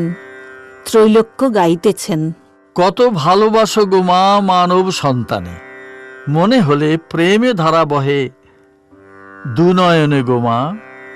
তব পদে অপরাধী আছি আমি জন্মাবধি, তবু চেয়ে মুখপানে প্রেম নয়নে ডাকিছ মধুর বচনে। মনে হলে প্রেম ধারা বহে দুনয়নে, তোমার প্রেমের ভার বহিতে পারি না গো আর। প্রাণ উঠিছে কাঁদিয়া হৃদয়ে ভেদিয়া তব স্নেহ দর্শনে। লইনু শরণ মাগো তব শ্রীচরণে গো মা। গান শুনিতে শুনিতে ছোট নরেন গভীর ধ্যানে নিমগ্ন হইয়াছেন, যেন কাষ্ঠবৎ। ঠাকুর মাস্টারকে বলিতেছেন, দেখো দেখো, কি গভীর ধ্যান, একেবারে বাহ্য শূন্য। গান সমাপ্ত হইল। ঠাকুর ত্রৈলোক্যকে এই গানটি গাইতে বলিলেন, দে মা পাগল করে, আর কাজ নাই জ্ঞান বিচারে। রাম বলিতেছেন, কিছু হরিনাম হোক। ত্রৈলোক্য গাইতেছেন, মন একবার হরি বল, হরি বল, হরি বল, হরি হরি হরি বলে ভব সিন্ধু পারে চল। মাস্টার আস্তে আস্তে বলিতেছেন, গৌরনীতাই তোমরা দুভাই। ঠাকুরও ওই গানটি গাইতে বলিতেছেন। ত্রৈলোক্য ও ভক্তেরা সকলে মিলিয়া গাইতেছেন, গৌর নিতাই তোমরা দুভাই, পরম দয়াল হে প্রভু। যাদের হরি বলতে নয়ন ঝরে, তারা দুভাই এসেছে রে। যারা মার খেয়ে প্রেম যাচে, তারা তারা দুভাই এসেছে রে। যারা ব্রজের কানাই বলাই, তারা তারা দুভাই এসেছে রে। যারা আচণ্ডালে কোল দেয়, তারা তারা দুভাই এসেছে রে। ওই গানের সঙ্গে ঠাকুর আরেকটা গান গাইতেছেন। নদে টলমল টলমল করে গৌর প্রেমের হিল্লোলে রে। ঠাকুর আবার ধরিলেন। কে হরি বল বলিতে যায়, যারে মাধাই জেনে আয়, বুঝি গৌর যায় আর নিতাই যায় রে। যাদের সোনার নুপুর রাঙা পায়, যাদের ন্যাড়া মাথা ছেঁড়া কাঁথারে, যেন দেখি পাগলেরই প্রায়। ছোট নরেন বিদায় লইতেছেন। শ্রীরামকৃষ্ণ, তুই বাপ মাকে খুব ভক্তি করবি, কিন্তু ঈশ্বরের পথে বাধা দিলে মানবি নি, খুব রোক আনবি, শালার বাপ। ছোট নরেন, কে জানে, আমার কিছু ভয় হয় না। গিরিশ বাড়ি হইতে আবার আসিয়া উপস্থিত। ঠাকুর ত্রৈলোক্যের সহিত আলাপ করিয়া দিতেছেন, আর বলিতেছেন, একটু আলাপ তোমরা করো। একটু আলাপের পর ত্রৈলোক্যকে বলিতেছেন, সেই গানটি আর একবার। ত্রৈলোক্য গাইতেছেন। জয় শচী নন্দন গৌর গুণা কর, প্রেম পরশমণি ভাব রস সাগর। কিবা সুন্দর মূরতি মোহন, আখি রঞ্জন কনক বরণ। কিবা মৃণাল নিন্দিত, আজানুলম্বিত, প্রেম প্রসারিত কোমল যুগল কর। কিবা রুচির বদন কমল, প্রেম রসে ঢল ঢল। চিকুর কুন্তল চারু গণ্ডস্থল, হরি প্রেমে বিহ্বল অপরূপ মনোহর। মহাভাবে মণ্ডিত হরিরসে রঞ্জিত, আনন্দে পুলকিত অঙ্গ। প্রমত্ত মাতঙ্গ সোনার গৌরাঙ্গ, আবেশে বিভোর অঙ্গ অনুরাগে গর গর। হরিগুণ গায়ক প্রেম রসনায়ক, সাধু হৃদিরঞ্জক আলোক সামান্য। ভক্তি সিন্ধু শ্রীচৈতন্য, আহা ভাই বলি চণ্ডালে প্রেম ভরে লন কোলে। নাচেন দুবাহু তুলে হরি হরি বলে। অবিরল ঝরে জল নয়নে নিরন্তর, কোথা হরি প্রাণধন বলে করে রোদন। মহাস্বেদ কম্পন হুঙ্কার গর্জন, পুলকে রোমাঞ্চিত শরীর কদম্বিত। ধুলায় বিলুণ্ঠিত সুন্দর কলেবর, হরিলীলা রস নিকেতন, ভক্তিরস প্রসবন। দীন জনবান্ধব বঙ্গের গৌরব, ধন্য ধন্য শ্রীচৈতন্য প্রেম শশধর। গৌর হাসে কাঁদে নাচে গায়। এই কথা শুনিয়া ঠাকুর ভাবাবিষ্ট হইয়া দাঁড়াইয়া পড়িলেন, একেবারে বাহ্য শূন্য। কিঞ্চিৎ প্রকৃতিস্থ হইয়া ত্রৈলোক্যকে অনুনয় বিনয় করিয়া বলিতেছেন, একবার সেই গানটি। কি দেখিলাম রে? ত্রৈলোক্য গাইতেছেন। কি দেখিলাম রে, কেশব ভারতীর কুটিরে। অপরূপ জ্যোতি গৌরাঙ্গ মূরতি, দুনয়নে প্রেম বহে শতধারে। গান সমাপ্ত হইল। সন্ধ্যা হয়। ঠাকুর এখনও ভক্ত সঙ্গে বসিয়া আছেন। শ্রীরামকৃষ্ণ রামের প্রতি, বাজনা নাই, ভালো বাজনা থাকলে গান খুব জমে। সহাস্যে, বলরামের আয়োজন কি জানো? বামুনের গড্ডি খাবে কম, দুধ দেবে হুড়হুড় করে। সকলের হাস্য। বলরামের ভাব, আপনারা গাও আপনারা বাজাও। সকলের হাস্য। চতুর্দশ খণ্ড, ষষ্ঠ পরিচ্ছেদ। শ্রীরামকৃষ্ণ ও বিদ্যার সংসার, ঈশ্বর লাভের পর সংসার। সন্ধ্যা হইল। বলরামের বৈঠকখানায় ও বারান্দায় আলো জ্বালা হইল। ঠাকুর শ্রীরামকৃষ্ণ জগতের মা তাকে প্রণাম করিয়া করে মূলমন্ত্র জপ করিয়া মধুর নাম করিতেছেন। ভক্তেরা চারিপার্শ্বে বসিয়া আছেন ও সেই মধুর নাম শুনিতেছেন। গিরিশ, মাস্টার, বলরাম, ত্রৈলোক্য ও অন্যান্য অনেক ভক্তরা এখনও আছেন। কেশবচরিত গ্রন্থে ঠাকুরের সংসার সম্বন্ধে মত পরিবর্তনের কথা যাহা লেখা আছে, ত্রৈলোক্যের সামনে সেই কথা উত্থাপন করিবেন ভক্তেরা ঠিক করিয়াছেন। গিরিশ কথা আরম্ভ করিলেন। তিনি ত্রৈলোক্যকে বলিতেছেন, আপনি যা লিখেছেন যে সংসার সম্বন্ধে এর মত পরিবর্তন হয়েছে, তা বস্তুত হয় নাই। শ্রীরামকৃষ্ণ ত্রৈলোক্য ও অন্যান্য ভক্তদের প্রতি বলিলেন, এদিকের আনন্দ পেলে ওটা ভালো লাগে না। ভগবানের আনন্দ লাভ করলে সংসার আলুনি বোধ হয়, শাল পেলে আর বনাত ভালো লাগে না। ত্রৈলোক্য, সংসার যারা করবে তাদের কথা আমি বলছি, যারা ত্যাগী তাদের কথা বলছি না। শ্রীরামকৃষ্ণ, ওসব তোমাদের কি কথা? যারা সংসারে ধর্ম করছে, তারা একবার যদি ভগবানে আনন্দ পায়, তাদের আর কিছু ভালো লাগে না। কাজের সব আঁট কমে যায়। ক্রমে যত আনন্দ বাড়ে, কাজ আর করতে পারে না, কেবল সেই আনন্দ খুঁজে খুঁজে বেড়ায়। ভগবানের আনন্দের কাছে বিষয়ানন্দ আর রমণানন্দ। একবার ভগবানের আনন্দের আস্বাদ পেলে সেই আনন্দের জন্য ছুটোছুটি করে বেড়ায়। তখন সংসার থাকে আর যায়। চাতক তৃষ্ণায় ছাতি ফেটে যাচ্ছে, 7 সমুদ্র, যত নদী পুষ্করিণী সব ভরপুর, তবু সে জল খাবে না। ছাতি ফেটে যাচ্ছে, তবু খাবে না। 7 নক্ষত্রের বৃষ্টির জলের জন্য হা করে আছে। বিনা সাথী কি জল, সব ধূর। বলে দুদিক রাখব। 2 আনা মদ খেলে মানুষ দুদিক রাখতে চায়, আর খুব মদ খেলে কি দুদিক রাখা যায়? ঈশ্বরে আনন্দ পেলে আর কিছু ভালো লাগে না। তখন কামিনী কাঞ্চনের কথা যেন বুকে বাজে। ঠাকুর কীর্তনের সুরে বলিতেছেন, আন লোকের আন কথা, কিছু ভালো তো লাগে না। তখন ঈশ্বরের জন্য পাগল হয়, টাকা ফাঁকা কিছুই ভালো লাগে না। ত্রৈলোক্য, সংসারে থাকতে গেলে টাকাও তো চাই, সঞ্চয়ও চাই, 5টা দান ধ্যান। শ্রীরামকৃষ্ণ বলিলেন, কি আগে টাকা সঞ্চয় করে তবে ঈশ্বর? আর দান ধ্যান দয়া কত? নিজের মেয়ের বিয়েতে হাজার হাজার টাকা খরচ, আর পাশের বাড়িতে খেতে পাচ্ছে না, তাদের 2টি চাল দিতে কষ্ট হয়, অনেক হিসেব করে দিতে হয়। খেতে পাচ্ছে না লোকে, তার কি হবে? ও শালারা মরুক আর বাঁচুক, আমি আর আমার বাড়ির সকলে ভালো থাকলেই হলো। মুখে বলে সর্বজীবে দয়া। ত্রৈলোক্য, সংসারে তো ভালো লোক আছে।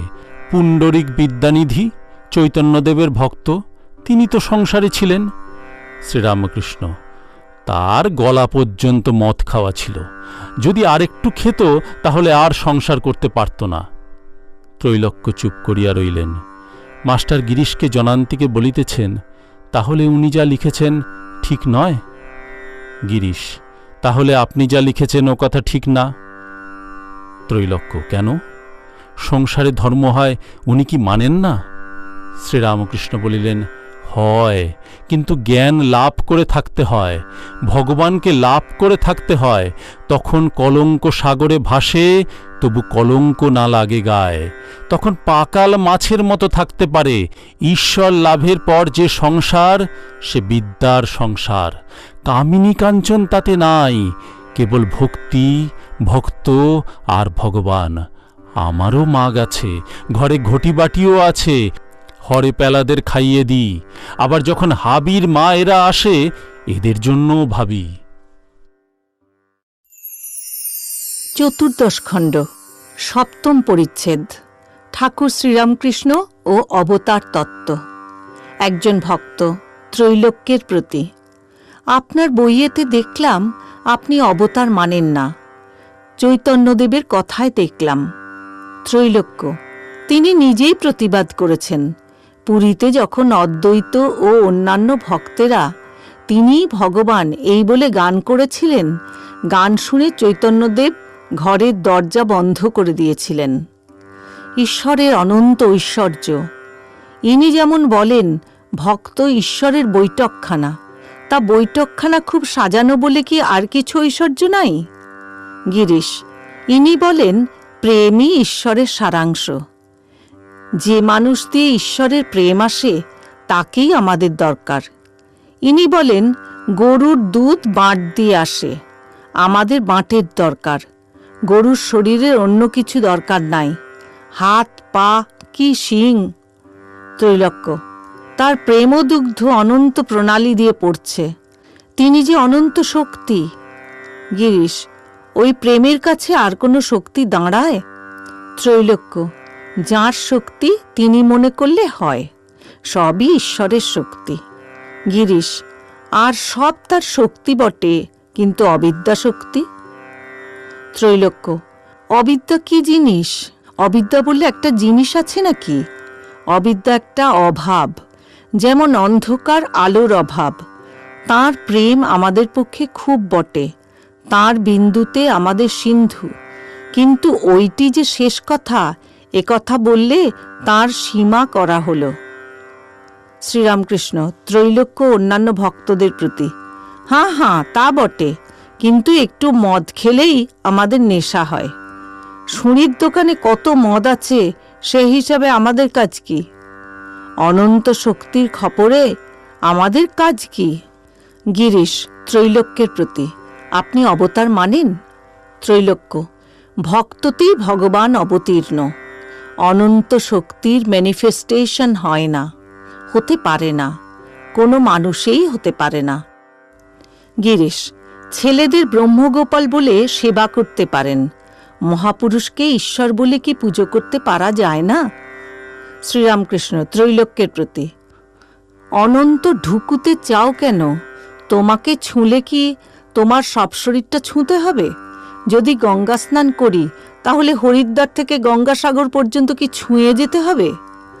আমি গেলে ঘুচিবে জঞ্জাল, যতক্ষণ আমিটুকু থাকে ততক্ষণ ভেদ বুদ্ধি। আমি গেলে কি রইল তা কেউ জানতে পারে না, মুখে বলতে পারে না, যা আছে তাই আছে। তখন খানিকটা এতে প্রকাশ হয়েছে, আর বাদবাকিটা ওখানে প্রকাশ হয়েছে, এসব মুখে বলা যায় না।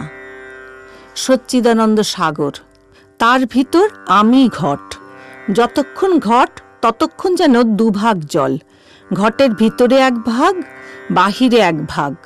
ঘট ভেঙে গেলে এক জল, তাও বলবার জো নাই, কে বলবে? বিচারান্তে ঠাকুর ত্রৈলোক্যের সঙ্গে মিষ্টালাপ করিতেছেন। শ্রীরামকৃষ্ণ: তুমি তো আনন্দে আছো। ত্রৈলোক্য: কই, এখান থেকে উঠলেই আবার যেমন তেমনি হয়ে যাব। এখন বেশ ঈশ্বরের উদ্দীপনা হচ্ছে। শ্রীরামকৃষ্ণ: জুতো পরা থাকলে কাঁটা বনে তার ভয় নাই, ঈশ্বর সত্য আর সব অনিত্য, এই বোধ থাকলে কামিনী কাঞ্চনে আর ভয় নাই। ত্রৈলোক্যকে মিষ্টিমুখ করাইতে বলরাম কক্ষান্তরে লইয়া গেলেন। শ্রীরামকৃষ্ণ ত্রৈলোক্যের ও তাহার মতাবলম্বী লোকদিগের অবস্থা ভক্তদের নিকট বর্ণনা করিতেছেন। রাত 9টা হইল। শ্রীরামকৃষ্ণ গিরিশ, মণি ও অন্যান্য ভক্তদের প্রতি: এরা কি জানো, একটা পাতকুয়ার ব্যাঙ কখনো পৃথিবী দেখে নাই, পাতকুয়াটি জানে, তাই বিশ্বাস করবে না যে একটা পৃথিবী আছে। ভগবানের আনন্দের সন্ধান পায় নাই, তাই সংসার সংসার করছে। গিরিশের প্রতি: ওদের সঙ্গে বকছো কেন? দুই নিয়ে আছে, ভগবানের আনন্দে আস্বাদ না পেলে সে আনন্দের কথা বুঝতে পারে না। 5 বছরের বালককে কি রমণ সুখ বোঝানো যায়? বিষয়ীরা যে ঈশ্বর ঈশ্বর করে সে শোনা কথা, যেমন খুড়ি জেঠিরা কোঁদল করে, তাদের কাছ থেকে বালকেরা শুনে শেখে আর বলে, আমার ঈশ্বর আছেন, তোর ঈশ্বরের দিব্য। তা হোক, ওদের দোষ নাই। সকলে কি সেই অখণ্ড সচ্চিদানন্দকে ধরতে পারে? রামচন্দ্রকে 12 জন ঋষি কেবল জানতে পেরেছিল, সকলে ধরতে পারে না। কেউ সাধারণ মানুষ ভাবে, কেউ সাধু ভাবে, 2-4 জন অবতার বলে ধরতে পারে। যার যেমন পুঁজি, জিনিসের সেই রকম দর দেয়। একজন বাবু তাঁর চাকরকে বললে, তুই এই হিরেটি বাজারে নিয়ে যা, আমায় বলবি কে কিরকম দর দেয়, আগে বেগুনওয়ালার কাছে নিয়ে যা। চাকরটি প্রথমে বেগুনওয়ালার কাছে গেল, সে নেড়ে চেড়ে দেখে বললে, ভাই 9 বেগুন আমি দিতে পারি। চাকরটি বললে, ভাই আর একটু ওঠো, না হয় 10 দাও। সে বললে, আমি বাজার দরের চেয়ে বেশি বলে ফেলেছি, এতে তোমার পোষায় তো দিয়ে যাও। চাকর তখন হাসতে হাসতে হিরেটি ফিরিয়ে নিয়ে বাবুর কাছে বললে, মহাশয়, বেগুনওয়ালা 9 বেগুনের বেশি একটিও দেবে না।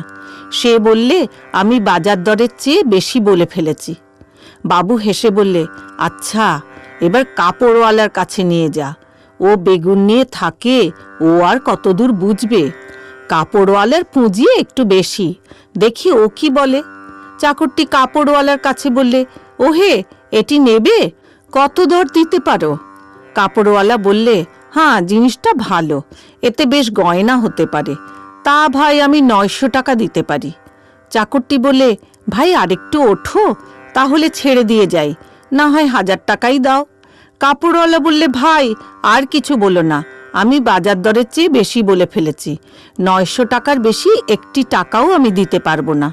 চাকর ফিরিয়ে নিয়ে মনিবের কাছে হাসতে হাসতে ফিরে গেল আর বললে যে কাপড়ওয়ালা বলেছে যে 900 টাকার বেশি একটি টাকাও সে দিতে পারবে না।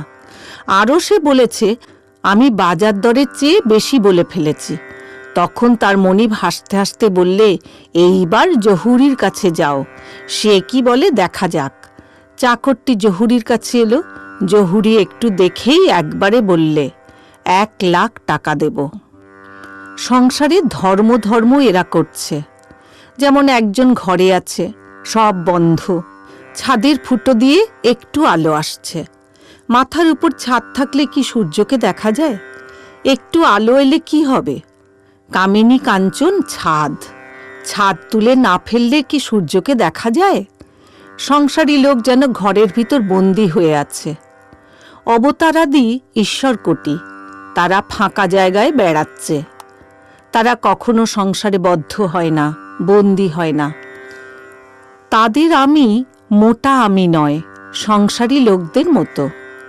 সংসারী লোকদের অহংকার, সংসারী লোকদের আমি যেন চতুর্দিকে পাঁচিল, মাথার উপর ছাদ, বাহিরে কোনো জিনিস দেখা যায় না।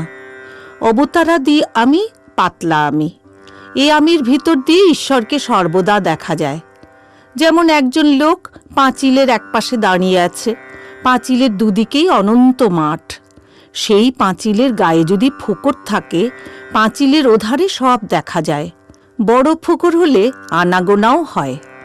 অবতারাদির আমি ওই ফোকরওয়ালা পাঁচিল, পাঁচিলের এধারে থাকলেও অনন্ত মাঠ দেখা যায়।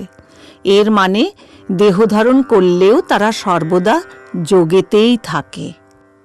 আবার ইচ্ছা হলে বড় ফোকরের ওধারে গিয়ে সমাধিস্থ হয়।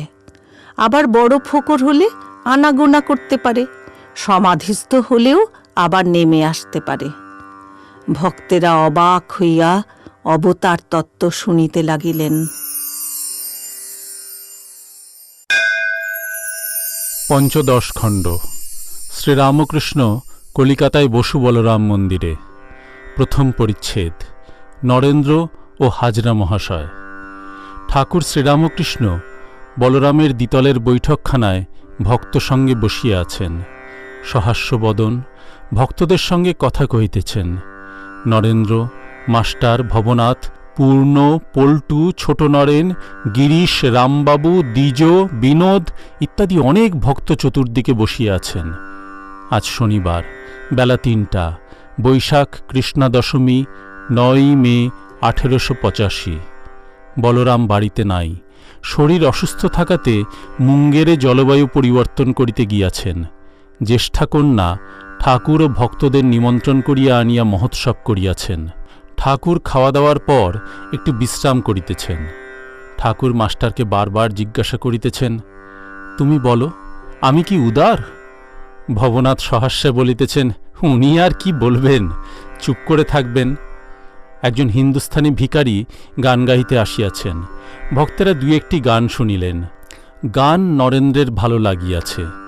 তিনি গায়ককে বলিলেন, আবার গাও। শ্রীরামকৃষ্ণ, থাক থাক, আর কাজ নাই, পয়সা কোথায়? নরেন্দ্রের প্রতি বলিলেন, তুই তো বললি। ভক্ত সহাস্যে বলিলেন, মহাশয়, আপনাকে আমির ঠাউরেছে, আপনি তাকিয়া ঠেসান দিয়া বসিয়া আছেন। সকলের হাস্য। শ্রীরামকৃষ্ণ হাসিয়া বলিলেন, ব্যারাম হয়েছে ভাবতে পারে। হাজরার অহংকারের কথা পড়িল। কোনো কারণে দক্ষিণেশ্বরের কালীবাটি ত্যাগ করিয়া হাজরার চলিয়া আসিতে হইয়াছিল। নরেন্দ্র বলিলেন, হাজরা এখন মানছে তার অহংকার হয়েছিল। শ্রীরামকৃষ্ণ, ও কথা বিশ্বাস করো না, দক্ষিণেশ্বরে আবার আসবার জন্য ওরূপ কথা বলছে। ভক্তদিগকে বলিলেন, নরেন্দ্র কেবল বলে হাজরা খুব লোক। নরেন্দ্র: এখনো বলি। শ্রীরামকৃষ্ণ: কেন, এত সব শুনলি? নরেন্দ্র: দোষ একটু, কিন্তু গুণ অনেকটা। শ্রীরামকৃষ্ণ: নিষ্ঠা আছে বটে। সে আমায় বলে, এখন তোমার আমাকে ভালো লাগছে না, কিন্তু পরে আমাকে তোমায় খুঁজতে হবে। শ্রীরামপুর থেকে একটি গোঁসাই এসছিল, অদ্বৈত বংশ। ইচ্ছা ওখানে এক রাত্রি দুরাত্রি থাকে। আমি যত্ন করে তাকে থাকতে বললুম। হাজরা বলে কি, খাজাঞ্চির কাছে ওকে পাঠাও। এ কথার মানে এই যে দুধটুকু পাছে চায়, তাহলে হাজরার ভাগ থেকে কিছু দিতে হয়। আমি বললুম, তবে রে শালা, গোসাই বলে আমি ওর কাছে সাষ্টাঙ্গ হই, আর তুই সংসারে থেকে কামিনী কাঞ্চন লয়ে নানা কাণ্ড করে এখন একটু জপ করে এত অহংকার হয়েছে, লজ্জা করে না? সত্যগুণে ঈশ্বরকে পাওয়া যায়, রজ তমগুণে ঈশ্বর থেকে তফাত করে। সত্যগুণকে সাদা রঙের সঙ্গে উপমা দিয়েছে, রজগুণকে লাল রঙের সঙ্গে, আর তমগুণকে কালো রঙের সঙ্গে। আমি একদিন হাজরাকে জিজ্ঞাসা করলাম, তুমি বলো কার কত সত্যগুণ হয়েছে? সে বললে, নরেন্দ্রর 16 আনা, আর আমার 1 টাকা 2 আনা। জিজ্ঞাসা করলাম, আমার কত হয়েছে? তা বললে, তোমার এখনো লালচে মারছে, তোমার 12 আনা। সকলের হাস্য। দক্ষিণেশ্বরে বসে হাজরা জপ করত, আবার ওরই ভিতর থেকে দালালির চেষ্টা করত। বাড়িতে কয় হাজার টাকা দেনা আছে, সেই দেনা শুধতে হবে। রাঁধুনি বামুনদের কথায় বলেছিল, ও সব লোকের সঙ্গে আমরা কি কথা কই? কি জানো, একটু কামনা থাকলে ভগবানকে পাওয়া যায় না। ধর্মের সূক্ষ্ম গতি। ছুঁচে সুতা পরাচ্ছ, কিন্তু সুতার ভিতর একটু আঁশ থাকলে ছুঁচের ভিতর প্রবেশ করবে না। 30 বছর মালা জপে তবু কেন কিছু হয় না? ডাকুর ঘা হলে ঘুঁটের ভাবড়া দিতে হয়, না হলে শুধু ঔষধে আরাম হয় না। কামনা থাকতে যত সাধনা করো না কেন, সিদ্ধিলাভ হয় না। তবে একটি কথা আছে, ঈশ্বরের কৃপা হলে, ঈশ্বরের দয়া হলে একক্ষণে সিদ্ধিলাভ করতে পারে। যেমন 1000 বছরের অন্ধকার ঘর, হঠাৎ কেউ যদি প্রদীপ আনে, তাহলে একক্ষণে আলো হয়ে যায়। গরিবের ছেলে বড় মানুষের চোখে পড়ে আছে, তার মেয়ের সঙ্গে তাকে বিয়ে দিলে অমনি গাড়ি ঘোড়া দাস দাসী পোশাক আসবাব বাড়ি সব হয়ে গেল। একজন ভক্ত, মহাশয়, কৃপা কি রূপে হয়? শ্রীরামকৃষ্ণ: ঈশ্বর বালক স্বভাব।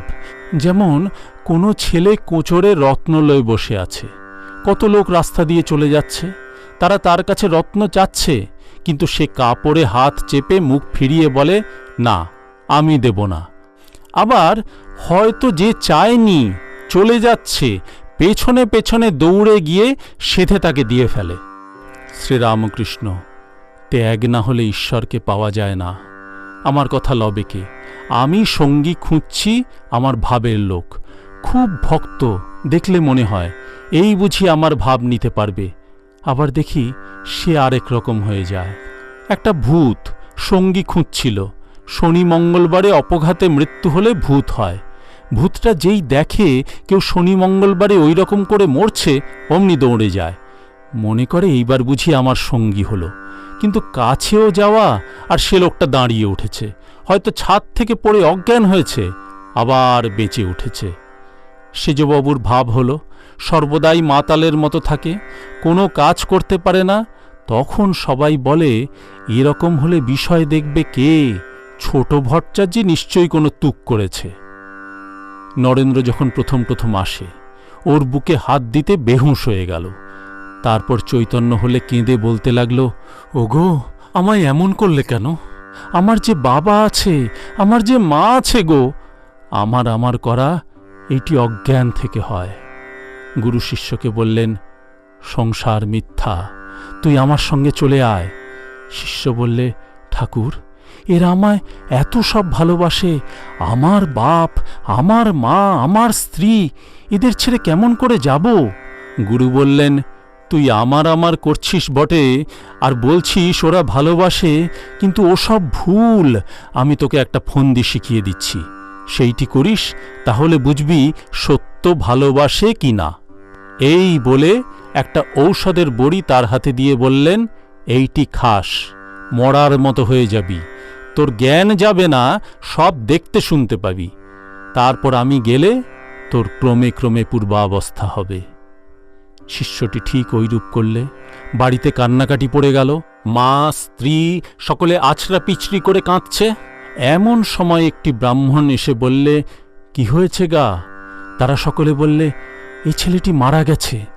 ব্রাহ্মণ মরা মানুষের হাত দেখে বললেন, সে কি, এ তো মরে নাই, আমি একটি ঔষধ দিচ্ছি, খেলেই সব সেরে যাবে। বাড়ির সকলে তখন যেন হাতে স্বর্গ পেলে। তখন ব্রাহ্মণ বললেন, তবে একটি কথা আছে, ঔষধটি আগে একজনের খেতে হবে, তারপর ওর খেতে হবে। যিনি আগে খাবেন তার কিন্তু মৃত্যু হবে। এর তো অনেক আপনার লোক আছে দেখছি, কেউ না কেউ অবশ্য খেতে পারে। মা কি স্ত্রী এরা খুব কাঁদছেন, এরা অবশ্য পারেন। তখন তারা সব কান্না থামিয়ে চুপ করে রহিল। মা বললেন, তাই তো, এই বৃহৎ সংসার, আমি গেলে কে এই সব দেখবে শুনবে, এই বলে ভাবতে লাগলেন। স্ত্রী এইমাত্র এই বলে কাঁদছিল, দিদি গো, আমার কি হলো গো? সে বললে, তাই তো, ওর যা হওয়ার হয়ে গেছে, আমার 2-3টি নাবালক ছেলে মেয়ে, আমি যদি যাই এদেরকে দেখবে। শিষ্য সব দেখছিল, শুনছিল। সে তখন দাঁড়িয়ে উঠে পড়ল আর বললে, গুরুদেব চলুন, আপনার সঙ্গে যাই। সকলের হাস্য। আরেকজন শিষ্য গুরুকে বলেছিল, আমার স্ত্রী বড় যত্ন করে, ওর জন্য গুরুদেব যেতে পাচ্ছি না। শিষ্যটি হঠযোগ করত। গুরু তাকেও একটি ফন্দি শিখিয়ে দিলেন। একদিন তার বাড়িতে খুব কান্নাকাটি পড়েছে। পাড়ার লোকেরা এসে দেখে হঠযোগী ঘরে আসনে বসে আছে, এঁকে বেঁকে আড়ষ্ট হয়ে। সব্বাই বুঝতে পারলে তার প্রাণবায়ু বেরিয়ে গেছে। স্ত্রী আছড়ে কাঁদছে, ওগো আমাদের কি হলো গো? ওগো তুমি আমাদের কি করে গেলে গো? ওগো দিদি গো, এমন হবে তো জানতাম না গো। এদিকে আত্মীয় বন্ধুরা খাট এনেছে, ওকে ঘর থেকে বার করছে। এখন একটি গোল হলো। এঁকে বেঁকে আড়ষ্ট হয়ে থাকতে সে দ্বার দিয়ে বেরোচ্ছে না। তখন একজন প্রতিবেশী দৌড়ে একটি কাটারি লয়ে দ্বারের চৌকাট কাটতে লাগল। স্ত্রী অস্থির হয়ে কাঁদছিল। সে দুমদুম শব্দ শুনে দৌড়ে এলো। এসে কাঁদতে কাঁদতে জিজ্ঞাসা করলে, ওগো কি হয়েছে গো? তারা বললেন, ইনি বেরুচ্ছেন না, তাই চৌকাট কাটছি। তখন স্ত্রী বললে, ওগো অমন কর্ম করো না গো, আমি এখন রাড় বেওয়া হলুম, আমার আর দেখবার লোক কেউ নাই, কটি নাবালক ছেলেকে মানুষ করতে হবে, এ দোয়ার গেলে আর তো হবে না। ওগো ওর যা হবার তা তো হয়ে গেছে, হাত পা ওর কেটে দাও। তখন হঠযোগী দাঁড়িয়ে পড়ল। তার তখন ঔষধের ঝোঁক চলে গেছে। দাঁড়িয়ে বলছে, তবে রে শালি, আমার হাত পা কাটবে? এই বলে বাড়ি ত্যাগ করে গুরুর সঙ্গে চলে গেল। সকলে হাসিতে লাগিল। অনেকে ঢং করে শোক করে। কাঁদতে হবে জেনে আগে নথ খোলে, আর গহনা সব খোলে, খুলে বাক্সের ভিতর চাবি দিয়ে রেখে দেয়। তারপর আছড়ে এসে পড়ে আর কাঁদে, ওগো দিদি গো, আমার কি হলো গো? 15 খণ্ড, দ্বিতীয় পরিচ্ছেদ। অবতার সম্বন্ধে শ্রীরামকৃষ্ণের সম্মুখে নরেন্দ্রাদির বিচার। নরেন্দ্র: প্রুফ না হলে কেমন করে বিশ্বাস করি যে ঈশ্বর মানুষ হয়ে আসেন? গিরিশ: বিশ্বাসই সাফিসিয়েন্ট প্রুফ। এই জিনিসটা এখানে আছে, এর প্রমাণ কি? বিশ্বাসই প্রমাণ। একজন ভক্ত: এক্সটার্নাল ওয়ার্ল্ড বাহিরে আছে, ফিলসফার কেউ প্রুভ করতে পেরেছে? তবে বলেছে ইররেজিস্টিবল বিলিফ। গিরিশ নরেন্দ্রের প্রতি: তোমার সম্মুখে এলেও তো বিশ্বাস করবে না, হয়তো বলবে ও বলছে আমি ঈশ্বর মানুষ হয়ে এসেছি, ও মিথ্যেবাদী ভণ্ড। দেবতারা অমর এই কথা পড়িল। নরেন্দ্র: তার প্রমাণ কই? গিরিশ: তোমার সামনে এলেও তো বিশ্বাস করবে না। নরেন্দ্র: অমর 5 স্টেজে ছিল, প্রুফ চাই। মণি পল্টুকে কি বলিতেছেন? পল্টু নরেন্দ্রের প্রতি সহাস্যে: অনাদি কি দরকার? অমর হতে গেলে অনন্ত হওয়া দরকার।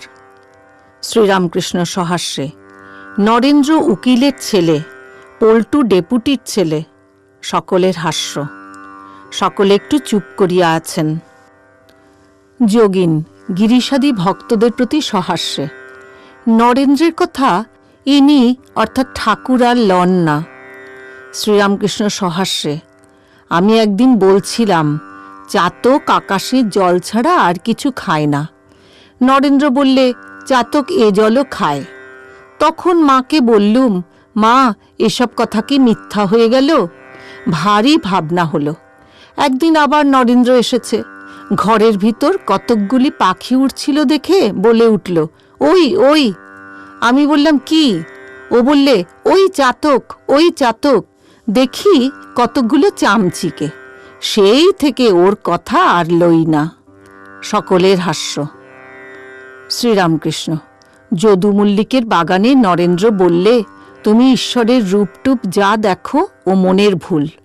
তখন অবাক হয়ে ওকে বললাম, কথা কয় যে রে? নরেন্দ্র বললে, ও অমন হয়। তখন মার কাছে এসে কাঁদতে লাগলাম। বললাম, মা এ কি হলো? এসব কি মিছে? নরেন্দ্র এমন কথা বললে? তখন দেখিয়ে দিলে চৈতন্য, অখণ্ড চৈতন্য, চৈতন্যময় রূপ। আর বললে, এসব কথা মেলে কেমন করে যদি মিথ্যা হবে? তখন বলেছিলাম, শালা তুই আমায় অবিশ্বাস করে দিচ্ছিলি? তুই আর আসিসনি। আবার বিচার হইতে লাগিল। নরেন্দ্র বিচার করিতেছেন। নরেন্দ্রের বয়স এখন 22 বৎসর 4 মাস হইবে।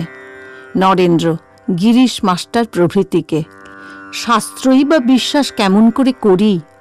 মহানির্বাণ তন্ত্র একবার বলেছেন ব্রহ্মজ্ঞান না হলে নরক হবে।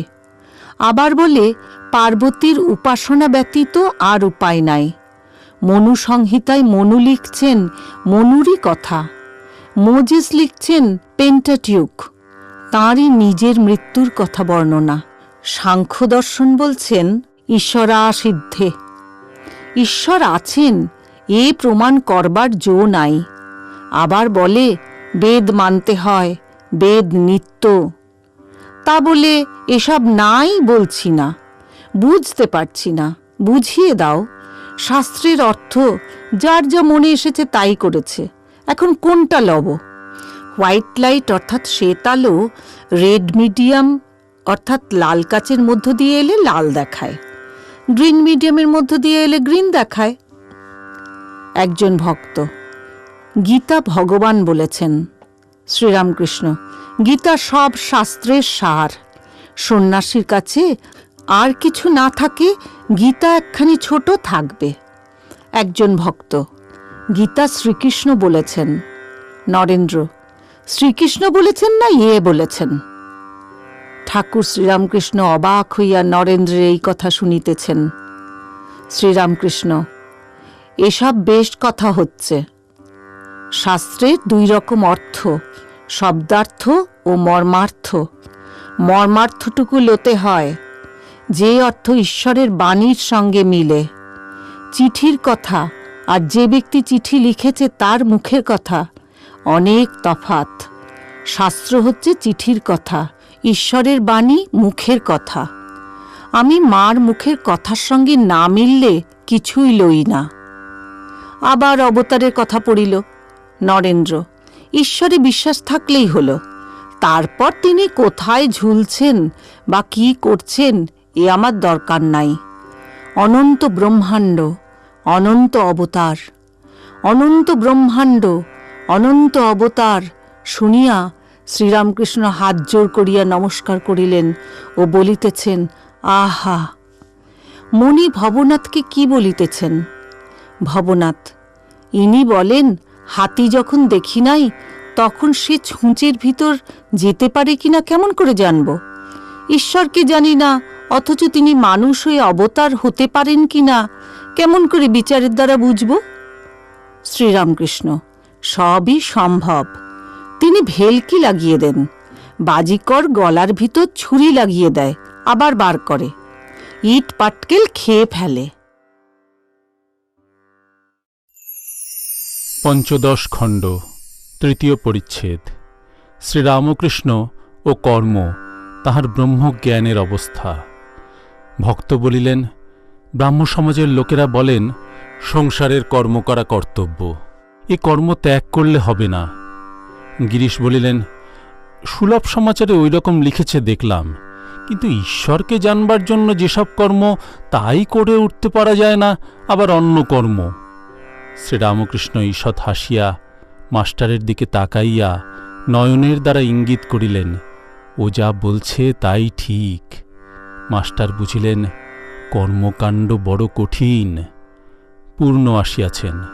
শ্রীরামকৃষ্ণ, কে তোমাকে খবর দিলে? পূর্ণ বলিলেন, সারদা। শ্রীরামকৃষ্ণ উপস্থিত মেয়ে ভক্তদের প্রতি বলিলেন, ওগো, একে পূর্ণকে একটু জল খাবার দাও তো। এইবার নরেন্দ্র গান গাইবেন।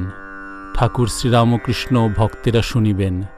নরেন্দ্র গাইতেছেন, পর্বত পাথার বোম জাগো রুদ্র উদ্যত বাজ, দেব দেব মহাদেব কাল কালো মহাকাল, ধর্মরাজ শঙ্কর শিব তার হর পাপ, সুন্দর তোমার নাম দীন শরণ হে, বহিছে অমৃত ধার জুড়ায় শ্রবণ প্রাণ রমণ হে, বিপদ ভয়ে বারণ যে করে ওরে মন, তারে কেন ডাকো না, মিছয় ভ্রমে ভুলে সদা রয়েছে, ভব সরে মজি একই বিড়ম্বনা, এ ধন জন নারবে হেন তার যেন ভুলো না, ছাড়িও সার ভজহ সার যাবে ভব যাতনা, এখন হিত বচন শোনো যতনে করি ধারণা, বদন ভরি নাম হরি সতত কর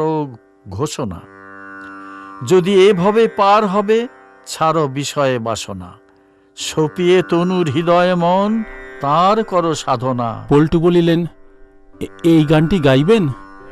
নরেন্দ্র, কোনটি? পল্টু, দেখিলে তোমার সেই অতুল প্রেম ও আননে, কি ভয় সংসার শোক ঘোর বিপদ শাসনে। নরেন্দ্র সেই গানটি গাইতেছেন। দেখিলে তোমার সেই অতুল প্রেম ও আননে, কি ভয়ে সংসার শোক ঘোর বিপদ শাসনে, অরুণ উদয়ে আধার যেমন যায় জগৎ ছাড়িয়ে, তেমনি দেব তোমার জ্যোতি মঙ্গলময় বিরাজিলে, ভকত হৃদয় বীত শোক তোমার মধুর শান্তনে, তোমার করুণা তোমার প্রেম হৃদয়ে প্রভু ভাবিলেই, উথলে হৃদয় নয়ন বাড়ি রাখে কে নিবারিয়ে, জয় করুণাময় জয় করুণময়, তোমার প্রেম গাইয়ে যায় যদি যাক প্রাণ তোমার কর্ম সাধনে। মাস্টারের অনুরোধে আবার গাইতেছেন। মাস্টার ও ভক্তেরা অনেকে হাত জোর করিয়া গান শুনিতেছেন।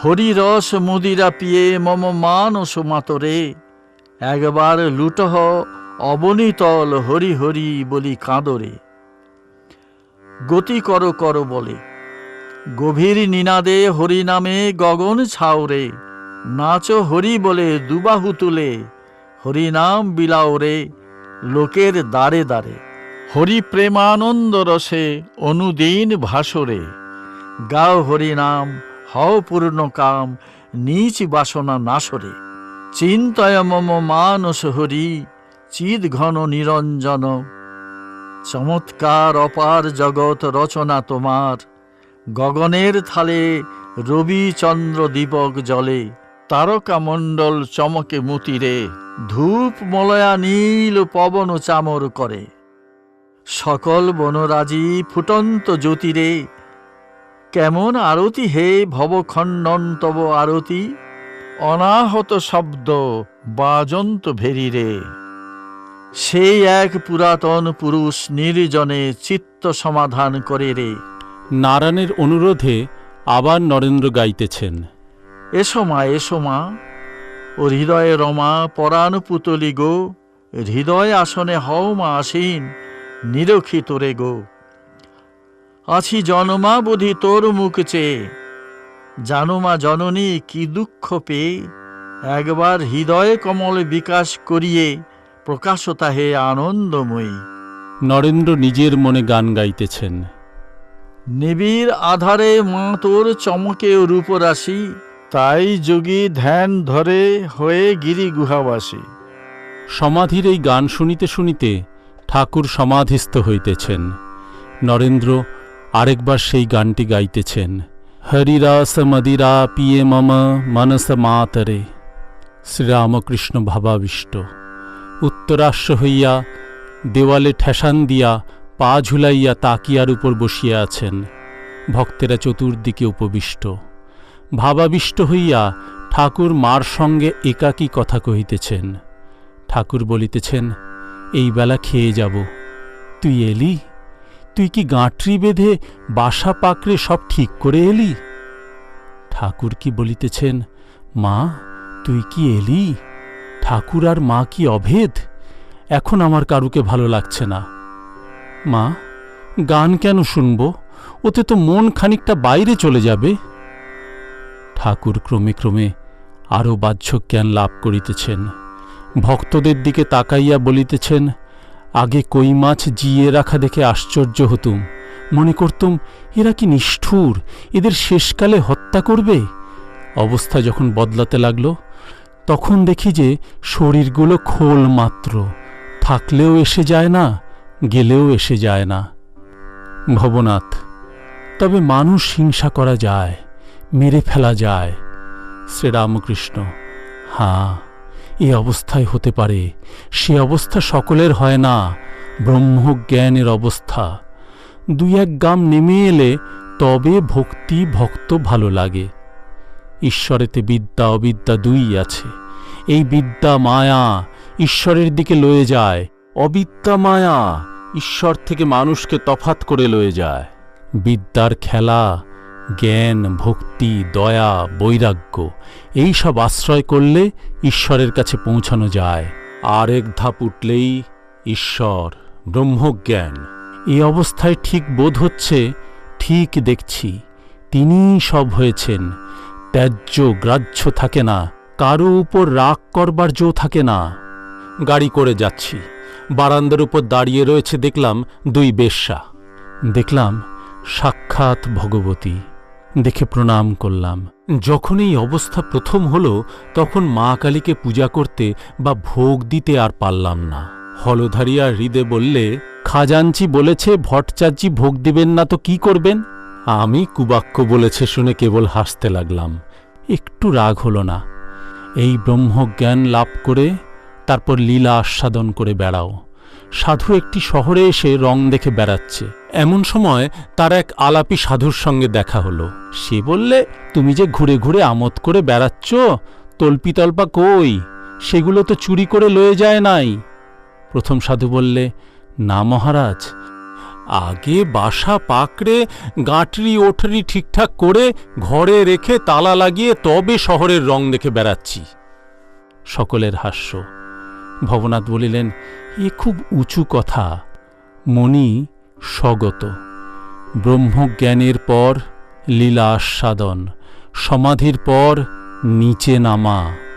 শ্রীরামকৃষ্ণ মাস্টারাদির প্রতি বলিলেন, ব্রহ্মজ্ঞান কি সহজে হয় গা? মনের নাশ না হলে হয় না। গুরু শিষ্যকে বলেছিল, তুমি আমায় মন দাও, আমি তোমায় জ্ঞান দিচ্ছি। ন্যাংটা বলতো, আরে মন বিলাতে নাহি। এই অবস্থায় কেবল হরি কথা ভালো লাগে আর ভক্ত সঙ্গ। রামের প্রতি বলিলেন, তুমি তো ডাক্তার, যখন রক্তের সঙ্গে মিশিয়ে এক হয়ে যাবে তখনই তো কাজ হবে। তেমনি এ অবস্থায় অন্তরে বাহিরে ঈশ্বর। সে দেখবে তিনি দেহ, মন, প্রাণ, আত্মা। মনি স্বগত। অ্যাসিমিলিয়েশন। শ্রীরামকৃষ্ণ, ব্রহ্মজ্ঞানের অবস্থা। মনের নাশ হলেই হয়। মনের নাশ হলেই অহং নাশ, যেটা আমি আমি করছে। এটি ভক্তিপথেও হয়, আবার জ্ঞান পথে অর্থাৎ বিচার পথেও হয়। নেতি নেতি অর্থাৎ এসব মায়া স্বপ্নবৎ এই বিচার জ্ঞানীরা করে। এই জগৎ নেতি নেতি মায়া। জগৎ যখন উড়ে গেল, বাকি রইল কতকগুলি জীব। আমি ঘট মধ্যে রয়েছে। মনে করো 10টা জলপূর্ণ ঘট আছে, তার মধ্যে সূর্যের প্রতিবিম্ব হয়েছে। কটা সূর্য দেখা যাচ্ছে? ভক্ত বলিলেন, 10টা প্রতিবিম্ব আর একটা সত্য সূর্য তো আছে। শ্রীরামকৃষ্ণ, মনে করো একটা ঘট ভেঙে দিলে, এখন কটা সূর্য দেখা যায়? ভক্ত: 9টা। একটা সত্য সূর্য তো আছেই। শ্রীরামকৃষ্ণ: আচ্ছা, 9টা ঘট ভেঙে দেওয়া গেল, কটা সূর্য দেখা যাবে? ভক্ত: একটা প্রতিবিম্ব সূর্য, একটা সত্য সূর্য তো আছেই। শ্রীরামকৃষ্ণ গিরিশের প্রতি বলিলেন, শেষ ঘট ভাঙলে কি থাকে? গিরিশ: আজ্ঞা, ওই সত্য সূর্য। শ্রীরামকৃষ্ণ বলিলেন, না, কি থাকে তা মুখে বলা যায় না, যা আছে তাই আছে। প্রতিবিম্ব সূর্য না থাকলে সত্য সূর্য আছে কি করে জানবে? সমাধিস্থ হলে অহংতত্ত্ব নাশ হয়। সমাধিস্থ ব্যক্তি নেমে এলে কি দেখেছে মুখে বলতে পারে না।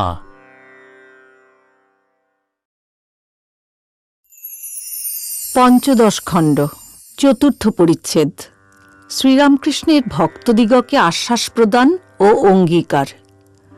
অনেকক্ষণ সন্ধ্যা হইয়া গিয়াছে। বলরামের বৈঠকখানায় দীপালোক জ্বলিতেছে। ঠাকুর শ্রীরামকৃষ্ণ এখনো ভাবস্থ। ভক্তজন পরিবৃত হইয়া আছেন। ভাবে বলিতেছেন, এখানে আর কেউ নাই, তাই তোমাদের বলছি, আন্তরিক ঈশ্বরকে যে জানতে চাইবে তারই হবে, হবেই হবে।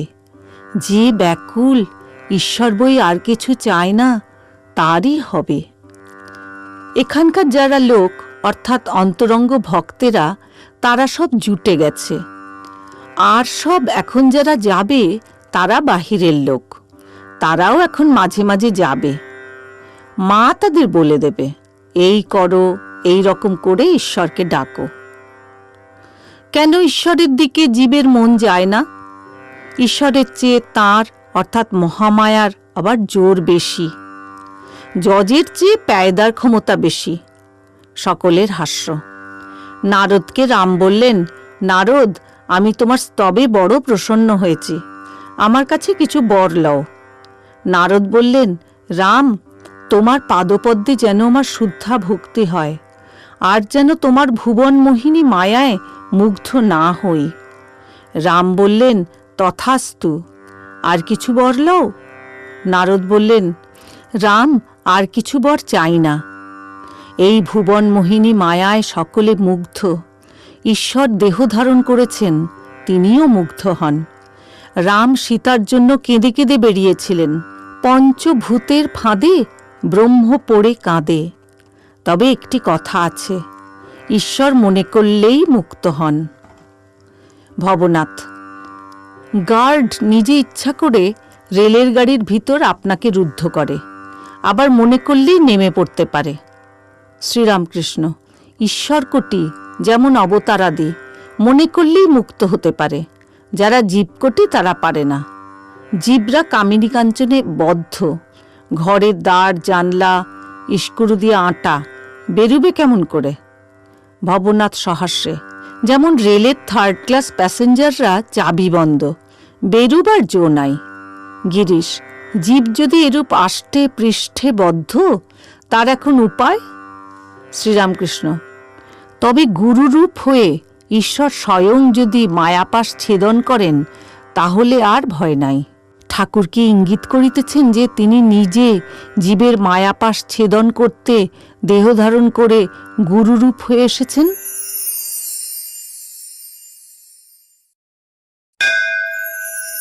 ষোড়শ খণ্ড, শ্রীরামকৃষ্ণ ভক্ত সঙ্গে ভক্ত মন্দিরে। প্রথম পরিচ্ছেদ। শ্রীরামকৃষ্ণ রামের বাটিতে। ঠাকুর শ্রীরামকৃষ্ণ রামের বাটিতে আসিয়াছেন। তাহার নিচের বৈঠকখানার ঘরে ঠাকুর ভক্ত পরিবৃত হইয়া বসিয়া আছেন। সহাস্য বদন। ঠাকুর ভক্তদের সহিত আনন্দে কথা কহিতেছেন। আজ শনিবার, জ্যৈষ্ঠ শুক্লা দশমী তিথি, 23শে মে 1885, বেলা প্রায় 5টা। ঠাকুরের সম্মুখে শ্রীযুক্ত মহিমা বসিয়া আছেন। বাম পার্শ্বে মাস্টার, চারিপার্শ্বে পল্টু, ভবনাথ, নিত্যগোপাল, হরমোহন। শ্রীরামকৃষ্ণ আসিয়াই ভক্তগণের খবর লইতেছেন। শ্রীরামকৃষ্ণ মাস্টারের প্রতি বলিলেন, ছোট নরেন আসে নাই? ছোট নরেন কিয়ৎক্ষণ পরে আসিয়া উপস্থিত হইলেন। শ্রীরামকৃষ্ণ, সে আসে নাই? মাস্টার, আজ্ঞা। শ্রীরামকৃষ্ণ, কিশোরী, গিরিশ ঘোষ আসবে না? নরেন্দ্র আসবে না? নরেন্দ্র কিয়ৎ পরে আসিয়া প্রণাম করিলেন। শ্রীরামকৃষ্ণ ভক্তদের প্রতি বলিলেন, কেদার চাটুর্যে থাকলে বেশ হতো, গিরিশ ঘোষের সঙ্গে খুব মিল। মহিমার প্রতি সহাস্যে বলিলেন, সেও ওই বলে, অবতার বলে। ঘরে কীর্তন গাহিবার আয়োজন হইয়াছে।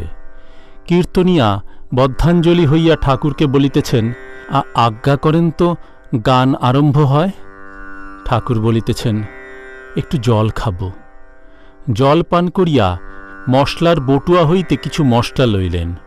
মাস্টারকে বটুয়াটি বন্ধ করিতে বলিলেন। কীর্তন হইতেছে।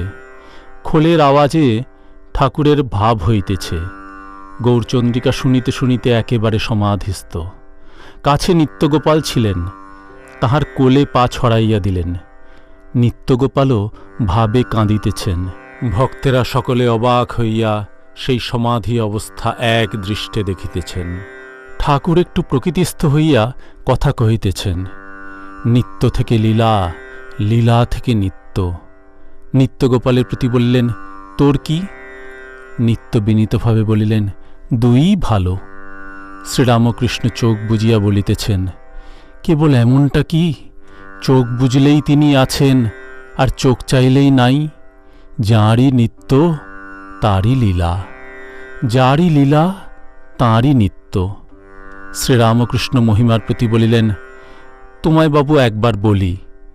মহিমাচরণ বলিলেন, আজ্ঞা, দুই ঈশ্বরের ইচ্ছা।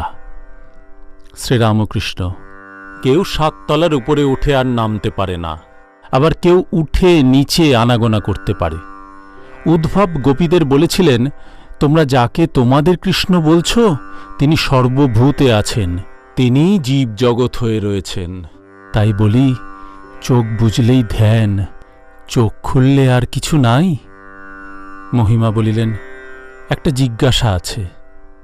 ভক্ত বলিলেন, এর এককালে তো নির্বাণ চাই। শ্রীরামকৃষ্ণ, নির্বাণ যে চাই এমন কিছু না। এই রকম আছে যে নিত্যকৃষ্ণ তাঁর নিত্যভক্ত, চিন্ময় শ্যাম, চিন্ময় ধাম। যেমন চন্দ্র যেখানে, তারাগণও সেখানে। নিত্য কৃষ্ণ, নিত্য ভক্ত। তুমি তো বলো গো, অন্তর্বহির্ষদি হরিস্তপসা ততঃ কিম।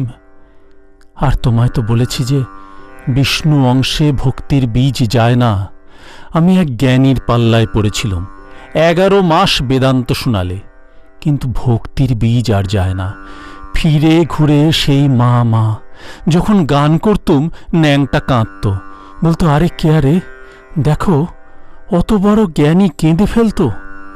ছোট নরেন ইত্যাদির প্রতি বলিলেন, এইটি জেনে রাখো, আলেখ লতার জল পেটে গেলে গাছ হয়। ভক্তির বীজ একবার পড়লে অব্যর্থ হয়, ক্রমে গাছ ফল ফুল দেখা দিবে। মুসলঙ্কুলনাশনম। মুসল যত ঘষেছিল, ক্ষয় হয়ে হয়ে একটু সামান্য ছিল, সেই সামান্যতেই যদুবংশ ধ্বংস হয়েছিল। হাজার জ্ঞান বিচার করো, ভিতরে ভক্তির বীজ থাকলে আবার ফিরে ঘুরে হরি হরি হরি বল। ভক্তেরা চুপ করিয়া শুনিতেছেন। ঠাকুর হাসিতে হাসিতে মহিমাচরণকে বলিতেছেন, আপনার কি ভালো লাগে?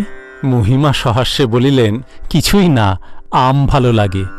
শ্রীরামকৃষ্ণ সহাস্যে বলিলেন, কি একলা একলা, না আপনি খাবে, সবাইকে একটু একটু দেবে? মহিমা সহাস্যে বলিলেন, এত দেবার ইচ্ছা নাই, একলা হলেও হয়।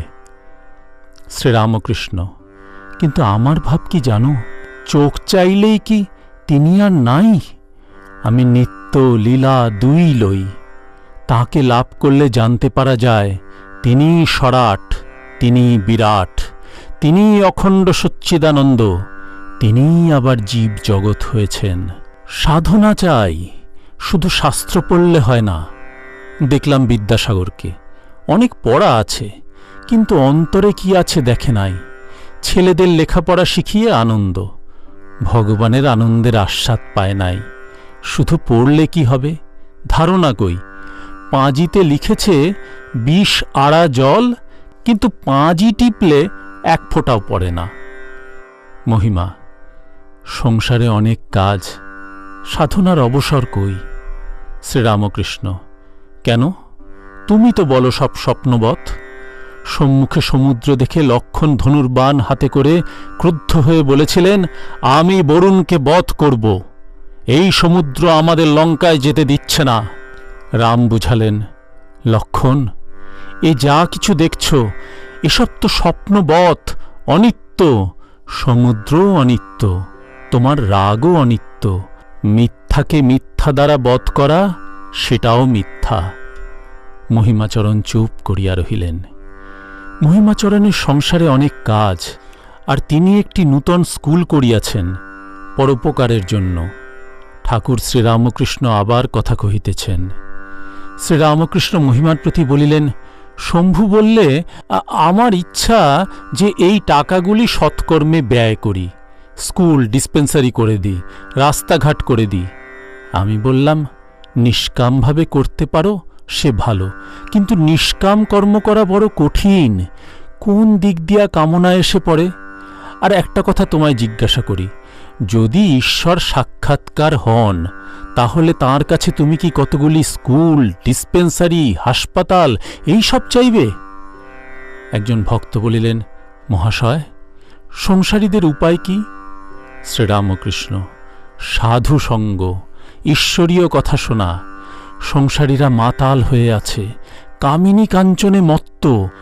মাতালকে চালুনির জল একটু একটু খাওয়াতে ক্রমে ক্রমে হুঁশ হয়। আর সদ্গুরুর কাছে উপদেশ লতে হয়। সদ্গুরুর লক্ষণ আছে, যে কাশী গিয়েছে আর দেখেছে, তার কাছেই কাশীর কথা শুনতে হয়। শুধু পণ্ডিত হলে হয় না। যার সংসার অনিত্য বলে বোধ হয় নাই, সে পণ্ডিতের কাছে উপদেশ লওয়া উচিত নয়। পণ্ডিতের বিবেক বৈরাগ্য থাকলে তবে উপদেশ দিতে পারে। সমাধ্যায়ী বলেছিল, ঈশ্বর নিরস, যিনি রসস্বরূপ তাঁকে নিরস বলেছিল। যেমন একজন বলেছিল, আমার মামার বাটিতে 1 গোয়াল ঘোড়া আছে। সকলের হাস্য। সংসারীরা মাতাল হয়ে আছে, সর্বদাই মনে করে আমি এই সব করছি, আর গৃহ পরিবার এ সব আমার। দাঁত ছরকুটে বলে, এদের মা ছেলেদের কি হবে?